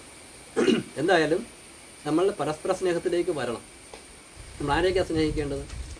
പെട്ടെന്ന് നമുക്ക് ചിന്ത വരുന്നത് നമ്മുടെ ഏതാനും പേരൊക്കെ. നമ്മൾ ശരിക്കും പിന്തിരിഞ്ഞ് നോക്കുകയാണെങ്കിൽ നമുക്ക് ഭക്തിയും പ്രാർത്ഥനയൊക്കെ ഉണ്ടെങ്കിൽ തന്നെ നമ്മൾ സ്നേഹത്തെ പലപ്പോഴും വളരെ പുറകോട്ടായിരിക്കും. അസൂയ വരുന്നു. കുടുംബത്തിലുള്ളവർ തന്നെ നമുക്ക് അവരുടെ തെറ്റുകൾ ക്ഷമിക്കാൻ പറ്റുന്നില്ല, അവർ കുറവുകൾ അംഗീകരിക്കാൻ വേണ്ടി പറ്റുന്നില്ല. അങ്ങനെ അത് തുടങ്ങി നമുക്ക് ചുറ്റുപാട് തുടങ്ങി ഇങ്ങനെ നമ്മുടെ സ്നേഹത്തിൻ്റെ ലോകം വളരെ ചെറുതായിരിക്കും. നേരെ മറിച്ച് നമ്മളുടെ കുടുംബത്തിൽ തുടങ്ങി നമ്മൾ ലോകത്തുള്ള സഭയിലുള്ളവരെയും ലോകത്തുള്ള സകല മനുഷ്യരെയും ഹൃദയപൂർവ്വം നമ്മൾ സ്നേഹിക്കുന്നത് കൂടാതെ സഭയ്ക്ക് 3 തലങ്ങളുള്ള രണ്ടാമത്തെ മറ്റൊരു തലമായ സ്വർഗത്തിലുള്ളവരെ നമ്മൾ സ്നേഹിക്കണം. അപ്പോഴേ നമ്മളുടെ പരസ്നേഹം യഥാർത്ഥമാകുകയുള്ളൂ. നമ്മളുടെ ഹൃദയം യഥാർത്ഥ സ്നേഹമായി തീരുകയുള്ളൂ. വിശുദ്ധരെ സ്നേഹിക്കണം. അവരോട് നമ്മൾ ഇങ്ങനെ ഒരു ചില മധ്യസ്ഥം പ്രാർത്ഥിക്കുക മാത്രമല്ല ചെയ്യണം, അവരെ നമ്മൾ സ്നേഹിക്കണം. പിന്നെ നമ്മൾ മധ്യസ്ഥം പ്രാർത്ഥിക്കുന്നതാണ്. പിന്നെ അവരുടെ മാതൃക സ്വീകരിക്കണം. തീർന്നില്ല. പിന്നെ സ്നേഹത്തിൻ്റെ പ്രധാനപ്പെട്ട ലോകങ്ങളൊക്കെയാണ് അത് ശുദ്ധീകരണ സ്ഥലമാണ്. അപ്പോൾ നമ്മൾ സ്നേഹിക്കേണ്ട കുടുംബത്തിലുള്ളവരെ ഇപ്പോൾ നമ്മൾ സ്നേഹിക്കുന്നില്ല, വിശുദ്ധാത്മാക്കളെ സ്നേഹിക്കുന്നില്ല. നമ്മൾ അത്യാവശ്യം സ്നേഹിക്കേണ്ട ഒരു കൂട്ടരായ ശുദ്ധീകരാത്മാക്കളെ നമ്മൾ സ്നേഹിക്കുന്നില്ല. അവൾ നമ്മളെ കുടുംബത്തിലുള്ളവർക്ക് വേണ്ടി പോലും പലപ്പോഴും നല്ല പ്രാർത്ഥനയില്ല, തീഷ്ണമായ പ്രാർത്ഥനയില്ല. അതുമാത്രം പോരാ, അവിടെയുള്ള എല്ലാവർക്കും വേണ്ടി പ്രാർത്ഥിക്കണം. അത് നമ്മുടെ ജീവിതത്തിൻ്റെ പ്രധാനപ്പെട്ട ഒരു ഭാഗമായിരിക്കണം. ശുദ്ധീരാത്മാക്കളുടെ വേണ്ടി പ്രാർത്ഥന, നമ്മൾ പൂർവികർക്ക് വേണ്ടിയുള്ള പ്രാർത്ഥന, ശുദ്ധീരാത്മാക്കളുടെ പ്രാർത്ഥന. എൻ്റെ പ്രിയപ്പെട്ട സഹോദരങ്ങളെ, ഈ പൂർവികന്മാർക്ക് വേണ്ടിയുള്ള പ്രാർത്ഥന, ശുദ്ധീരാത്മാക്കൾക്ക് വേണ്ടിയുള്ള പ്രാർത്ഥന പ്രാർത്ഥിക്കാത്തത് കൊണ്ട് എന്ന് പറഞ്ഞു കഴിഞ്ഞാൽ നമുക്ക് അവരുടെ സ്നേഹമില്ലാത്തത് കൊണ്ട് നമ്മൾ സ്നേഹിക്കാത്തതിൻ്റെ ഫലങ്ങൾ നമ്മൾ അനുഭവിക്കേണ്ടി വരും. മനസ്സിലാവുമെന്ന് വിചാരിക്കുകയാണ്. സ്നേഹജീവിതം നയിച്ചാൽ മാത്രമേ നമ്മൾ അനുഗ്രഹിക്കപ്പെടുകയുള്ളൂ, വളരുകയുള്ളൂ. എന്നിരിക്കെ നമ്മൾ ശുദ്ധീരാത്മാക്കളെ നമ്മൾ സ്നേഹിക്കാതിരിക്കുകയും അവർക്ക് വേണ്ടി പ്രാർത്ഥിക്കാതിരിക്കുകയും ചെയ്ത് കഴിഞ്ഞാൽ നമ്മൾ ആത്മീയമായിട്ട് തളരും. പല ഭൗതിക അനുഗ്രഹങ്ങൾ പോലും നമുക്ക് നിഷേധിക്കപ്പെടും. ഈ ഒരു പശ്ചാത്തലത്തിൽ നമ്മൾ സ്നേഹജീവൻ നയിക്കുന്നതിൻ്റെ ഭാഗമായി ശുദ്ധീരാത്മാക്കൾക്ക് വേണ്ടി നമ്മൾ തീക്ഷ്ണമായി പ്രാർത്ഥിക്കുകയും ദാനധർമ്മം ചെയ്യുകയും പരിത്യാഗങ്ങളൊക്കെ ചെയ്യുകയും ചെയ്ത് കഴിഞ്ഞാൽ സ്വാഭാവികമായും അവർക്ക് അതിൻ്റെ ഫലം ലഭിക്കും. നമ്മളെല്ലാവരും അനുഗ്രഹിക്കപ്പെടും. ഈ ഒരു രീതിയിലാണ് നമുക്ക് ഈ പൂർവികരുമായി ബന്ധപ്പെട്ട നമ്മളുടെ ആ ഒരു ബന്ധത്തെ വിഷയത്തേക്ക് നമ്മൾ കൈകാര്യം ചെയ്യേണ്ടത്. അപ്പോൾ ഈ ഒരു ക്ലാസ് കേൾക്കുമ്പോൾ നിങ്ങൾ എടുക്കേണ്ട നല്ലൊരു തീരുമാനം, ഈ ശുദ്ധീരാത്മാക്കൾക്ക് വേണ്ടിയുള്ള പ്രാർത്ഥന, അവരോടുള്ള സ്നേഹം, അതായത് കടമ്പ തീർക്കാൻ വേണ്ടിയല്ല, ഒരു സ്നേഹം, ഒരു പ്രാർത്ഥന, പരിത്യാഗങ്ങളൊക്കെ കാര്യമായിട്ട് ചെയ്യും. പരിശുദ്ധ കുർബാനയിൽ, ജപമാല പ്രാർത്ഥനയിൽ, കരുണക്കൊന്തയിൽ, മരിച്ചുവാസങ്ങളുടെ പ്രാർത്ഥനയിലൊക്കെ തീക്ഷ്ണമായിട്ട് ശുദ്ധീരാത്മാക്കളെ പ്രാർത്ഥിക്കുന്ന നല്ലൊരു തീരുമാനം ഇത് കേൾക്കുന്ന സമയത്ത് നിങ്ങൾ എടുക്കണമെന്ന് ആഗ്രഹിക്കുകയാണ്. ഇത് തികച്ച സഭാത്മകമായ രീതിയാണ്. ഇവിടെ നമുക്ക് തെറ്റ് പറ്റുകയില്ല. ഇനി ഇതുമായി ബന്ധപ്പെട്ട് പറയാൻ മറ്റൊരു കാര്യം, നമ്മൾ പറയുന്നു നമ്മുടെ പൂർവികന്മാർ ചെയ്ത തെറ്റിൻ്റെ പരിണിത ഫലങ്ങൾ അവരനുഭവിച്ചില്ലെങ്കിൽ നമ്മളിലേക്ക് വരുന്ന നമ്മൾ പറയുകയുണ്ടായി. ഇനി നമ്മൾ ചിന്തിക്കുക, നമ്മൾ ജീവിച്ചിരിക്കുന്ന ഈ കാലഘട്ടത്തിൽ നമ്മൾ ഈശോയെ ശരിക്കും സ്നേഹിച്ച് വിശുദ്ധിയിൽ പുരോഗമിച്ചില്ലെങ്കിൽ എന്ത് സംഭവിക്കും? നമ്മുടെ ജീവിതത്തിൻ്റെ പരിണിത ഫലങ്ങൾ നമ്മൾ മക്കളിലേക്ക് കൈമാറപ്പെടുകയല്ലേ. നമ്മൾ ശരിക്കും അപ്പോൾ നമ്മളെ വരും തലമുറയെ നമുക്കിപ്പോൾ നമ്മളെ ഭൗതികമായ കാര്യങ്ങൾ സാധിച്ചു കിട്ടാൻ വേണ്ടി പൂർവികന്മാർക്ക് പ്രാർത്ഥിക്കുന്ന പ്രാർത്ഥനയൊക്കെ മാറ്റിവെച്ചിട്ട് നമ്മൾ ഈശോയ്ക്ക് വേണ്ടി ജീവിച്ച് വിശുദ്ധരായി കഴിഞ്ഞു കഴിഞ്ഞാൽ അതിൻ്റെ ഫലമായിട്ട് നമ്മൾ കഴിഞ്ഞ തലമുറകൾക്കും അതിൻ്റെ ഫലം ലഭിക്കും. എന്ന് മാത്രമല്ല, നമ്മൾ വരും തലമുറകൾ കൂടി അനുഗ്രഹിക്കപ്പെടും. നേരെ മറിച്ച് നമ്മൾ പൂർവികന്മാർക്ക് വേണ്ടി മാത്രം കാര്യസാധ്യതകൾ പ്രാർത്ഥിച്ചു കഴിഞ്ഞാൽ ചില കാര്യങ്ങൾ സാധിച്ചു കിട്ടിക്കഴിഞ്ഞാൽ പോലും നമ്മൾ വരും തലമുറകൾക്ക് വേണ്ടി നമ്മളൊന്നും സമ്പാദിക്കുന്നില്ലല്ലോ. വരും തലമുറകൾക്ക് വേണ്ടി നമ്മൾ ഏറ്റവും വലിയ സമ്പത്ത് നമ്മുടെ കുടുംബത്തിൽ നിന്ന് ദൈവകൃപ വഴിഞ്ഞൊഴുകുന്ന ഒരു അവസ്ഥ ഉണ്ടാക്കിയെടുക്കുക എന്നതാണ്. അത് നമ്മൾ വരും തലമുറകൾക്കെല്ലാം കൈമാറപ്പെടണം. പഴയ നിയമത്തിലെ വചനങ്ങൾ നമുക്ക് സ്വീകരിക്കാന്നുണ്ടെങ്കിൽ അവിടെ കർത്താവ് പറഞ്ഞിട്ടില്ലേ, തന്നെ സ്നേഹിക്കുന്നവർക്ക് 1000 തലമുറ വരെ അല്ലേ. അപ്പോൾ അങ്ങനെയുള്ളൊരു അവസ്ഥ എൻ്റെ പൂർവികന്മാരെ കുറിച്ചുള്ള ചിന്തിക്കുമ്പോൾ, അവരുമായി ബന്ധപ്പെട്ട വിഷയങ്ങൾ നമ്മളെ ബാധിക്കുമെന്ന് വിചാരിക്കുമ്പോൾ, അങ്ങനെയെങ്കിൽ ഞാനുമായി ബന്ധപ്പെട്ട് എൻ്റെ മക്കൾക്കും എൻ്റെ കൊച്ചുമക്കൾക്കും ഒന്നും ദോഷകരമായ ഒന്നും ഉണ്ടാകരുത്. ഏറ്റവും നല്ലത് കൃപാപരമായ ഒരു അവസ്ഥ അവർക്ക് ഉണ്ടാകണം എന്നുള്ള നല്ല തീരുമാനം നമ്മൾ എടുക്കണം. അവസാനമായിട്ട് ഒന്ന് രണ്ട് കാര്യങ്ങൾ പറയാനുള്ളത്, കത്തോലിക്കാ സഭയോട് ഹൃദയം കൊണ്ടുള്ള സ്നേഹം നമുക്കുണ്ടാകണം. ഇപ്പോൾ ഈ പറയുന്ന ഈ പൂർവികന്മാരുടെ വിഷയങ്ങളൊക്കെ കൈകാര്യം അതുമായിട്ട് ബന്ധപ്പെട്ടൊക്കെ നടക്കുമ്പോൾ പലപ്പോഴും പലരും മറന്നു പോകുന്നൊരു കാര്യം, നമുക്ക് കൃപ നമ്മളിലേക്ക് വരാൻ വേണ്ടി ദൈവം വെച്ചിരിക്കുന്ന പ്രധാനപ്പെട്ട സോഴ്സ് അത് തിരുസഭയാണ്. ആ തിരുസഭയോട് ബന്ധപ്പെട്ട് നിൽക്കാൻ വേണ്ടിയുള്ള അതിനുവേണ്ടിയുള്ള ആ തിരുസഭയോട് ബന്ധപ്പെട്ട് നിൽക്കണം, സഭയെ സ്നേഹിക്കണം, സഭയുടെ സത്യവിശ്വാസം ഒരിക്കലും നമ്മൾ കൈവിടരുത്, അതിനുവേണ്ടി നമ്മൾ തീക്ഷ്ണമായ നിലപാട് സ്വീകരിക്കണം. ഇങ്ങനെയുള്ള പ്രബോധനങ്ങളൊന്നും വിശ്വാസികൾ പലപ്പോഴും ലഭിക്കുന്നില്ല. വിശ്വാസികൾ തിരുസഭയോടുള്ള ശരിയായ സ്നേഹത്തിലേക്ക് വന്നു കഴിഞ്ഞായിരുന്നെങ്കിൽ എന്തൊക്കെ ഫലമുണ്ടാകും? തിരുസഭയോട് ഹൃദയം കൊണ്ട് ചേർന്ന് നിൽക്കുന്നതുകൊണ്ട് സഭയിൽ അർപ്പിക്കപ്പെടുന്ന പരിശുദ്ധ കുർബാനയുടെയൊക്കെ യോഗ്യതകൾ, ഫലങ്ങൾ അവരിലേക്ക് താനേ വരും. പുണ്യവാന്മാർ ഐക്യത്തിൻ്റെ, വിശുദ്ധാത്മാക്കളുടെ പ്രാർത്ഥനകളുടെ ഫലം അവരിലേക്ക് വരും. അവർക്ക് വേണ്ടി ശുദ്ധിയാത്മാക്കൾ പ്രാർത്ഥിക്കുന്നതിൻ്റെ ഫലം അവർക്ക് ലഭിക്കും, ഹൃദയം കൊണ്ട് സഭയിൽ ചേർന്ന് നിൽക്കുകയാണെന്നുണ്ടെങ്കിൽ. അതുപോലെ തന്നെ സഭയിൽ തന്നെയുള്ള വിശുദ്ധരായ ആത്മാക്കളുടെ തീക്ഷ്ണമായ പ്രാർത്ഥനകളുടെയും പരിത്യാഗങ്ങളുടെയും ഫലമൊക്കെ ഇവർ സഭയോട് ഹൃദയം കൊണ്ട് ചേർന്ന് നിൽക്കുന്നവരിലേക്ക് വരും. അപ്പം ഇങ്ങനെ സൗജന്യമായി ധാരാളം കൃപാവരങ്ങൾ ലഭിക്കാനുള്ള സാധ്യത ഉണ്ടായിരിക്കെ സഭയോട് ഹൃദയം കൊണ്ട് സ്നേഹമില്ലാതെ അങ്ങനെ സഭയിൽ നിന്നിട്ട് നമ്മളിങ്ങനെയൊക്കെയുള്ള പൂർവികന്മാരെ രക്ഷിച്ചുകൊണ്ട് നമുക്ക് രക്ഷപ്പെടാമെന്നൊക്കെയുള്ള അങ്ങനെയൊക്കെയുള്ള പ്രബോധനമായ ചിന്തയൊക്കെ നമ്മൾ സ്വീകരിക്കുന്നുണ്ടെങ്കിൽ അത് വളരെ ഈശോയ്ക്ക് വിഷമമായിരിക്കും. ഒരു കാര്യം ശരിയാണ്, സത്യമാണ്, നമ്മൾ ഈശോയ്ക്ക് ശരിക്കും ജീവൻ സമർപ്പിക്കാൻ തീരുമാനിക്കുകയാണെങ്കിൽ നമുക്ക് ആവശ്യമുള്ള വഴിയിൽ കൂടെ അല്ലെങ്കിൽ നമ്മൾ ചെയ്യേണ്ടുന്ന വഴിയിൽ കൂടെ പരിശുദ്ധാത്മാവ് നമ്മളെ നയിച്ചുകൊള്ളൂ. ശുദ്ധിരാത്മാർക്ക് വേണ്ടി പ്രാർത്ഥിക്കുന്ന സമയത്ത് അവർക്ക് വേണ്ടി പ്രാർത്ഥിക്കാൻ, അവരെ സ്നേഹിക്കാനും അങ്ങനെ എല്ലാ ക്രമത്തിലേക്കും പരിശുദ്ധാത്മാവ് തന്നെ നമ്മൾ നയിച്ചുകൊള്ളൂ. അപ്പോൾ അവസാനമായിട്ട് ഇത് പറഞ്ഞ അവസാനം ഇങ്ങനെയാണ്, നമ്മളെ പൂർവ്വന്മാരെ രക്ഷിച്ചിട്ട് നമുക്ക് രക്ഷപ്പെടാൻ വേണ്ടി ശ്രമിക്കുക എന്നതിനേക്കാൾ ഉപരി നമ്മളെ സ്വയം രക്ഷിച്ച് ഈശോയ്ക്ക് നമ്മളെ തന്നെ സമർപ്പിച്ച് നമ്മളെ തന്നെ വിശുദ്ധീകരിച്ച് നമ്മളെ പൂർവികന്മാർക്കും നമുക്ക് ശേഷമുള്ളവർക്കും നമ്മുടെ കാലത്തുള്ളവർക്കും എല്ലാം രക്ഷയുടെ ഒരു വഴിയായിട്ട് മാറുക എന്നതായിരിക്കും ഏറ്റവും നല്ലതെന്നാണ് എൻ്റെ ഒരു ബോധ്യം. ഞാൻ നേരത്തെ സൂചിപ്പിച്ചതുപോലെ നിങ്ങൾ ഇത് കേട്ടതിന് ശേഷം ഞാൻ ഈ പറഞ്ഞ വിഷയങ്ങളെക്കുറിച്ച് വിശുദ്ധ ബൈബിളിൻ്റെ അടിസ്ഥാനത്തിനേക്കാളുപരി വിശുദ്ധ ബൈബിളിൻ്റെ പഠനങ്ങളെ സഭ വ്യാഖ്യാനിച്ച് നൽകുന്ന സഭാപ്രബോധന അടിസ്ഥാനത്തിൽ ഇതിനേക്കാൾ കൂടുതൽ കാര്യങ്ങൾ നിങ്ങൾക്ക് പറയാനുണ്ടെന്നുണ്ടെങ്കിൽ ദയവായി നിങ്ങൾ കമൻറ്റ് ബോക്സിൽ അത് രേഖപ്പെടുത്തണമെന്ന് സ്നേഹപൂർവ്വം ഓർപ്പിക്കുകയാണ്. നമുക്ക് ഇതുപോലെയുള്ള സങ്കീർണമായ വിഷയങ്ങൾ വരുമ്പോൾ നമ്മളെ സ്വന്തം യുക്തിയിലും ചിന്തകളും ആശ്രയിക്കാതെ തിരുസഭ ഇത്തരം കാര്യങ്ങൾ എങ്ങനെയാണോ കൈകാര്യം ചെയ്യുന്നത് അതിലേക്ക് നമുക്ക് വിശ്വസിക്കാൻ ശ്രമിക്കാം. ഞാൻ ഈ പറഞ്ഞ എല്ലാ വിഷയങ്ങളെയും തിരുസഭയുടെ പ്രബോധനങ്ങൾക്കും തിരുസഭയുടെ പ്രബോധന അധികാരത്തെ പൂർണ്ണമായിട്ട് വിധേയപ്പെടുത്തുന്നു. ഇതിൽ തിരുസഭയുടെ പ്രബോധന വിരുദ്ധമായിട്ടുള്ള എന്തെങ്കിലും ഉണ്ടെങ്കിൽ അതെല്ലാം പൂർണ്ണമായിട്ട് മാറിപ്പോകാൻ വേണ്ടിയും ഇതിൽ കൂടുതൽ സഭ പഠിപ്പിക്കുന്നത് കാര്യങ്ങളുണ്ടെന്നുണ്ടെങ്കിൽ അവയെല്ലാം ഹൃദയപൂർവ്വം സ്വീകരിക്കാനുള്ള സന്മനസ് ബോധ്യപൂർവ്വം വെളിപ്പെടുത്തിക്കൊണ്ടും ഈ ഒരു വിഷയം അവസാനിപ്പിക്കുകയാണ്. ഈശോ എല്ലാവരും സമർത്ഥമായി അനുഗ്രഹിക്കട്ടെ. ആമേൻ.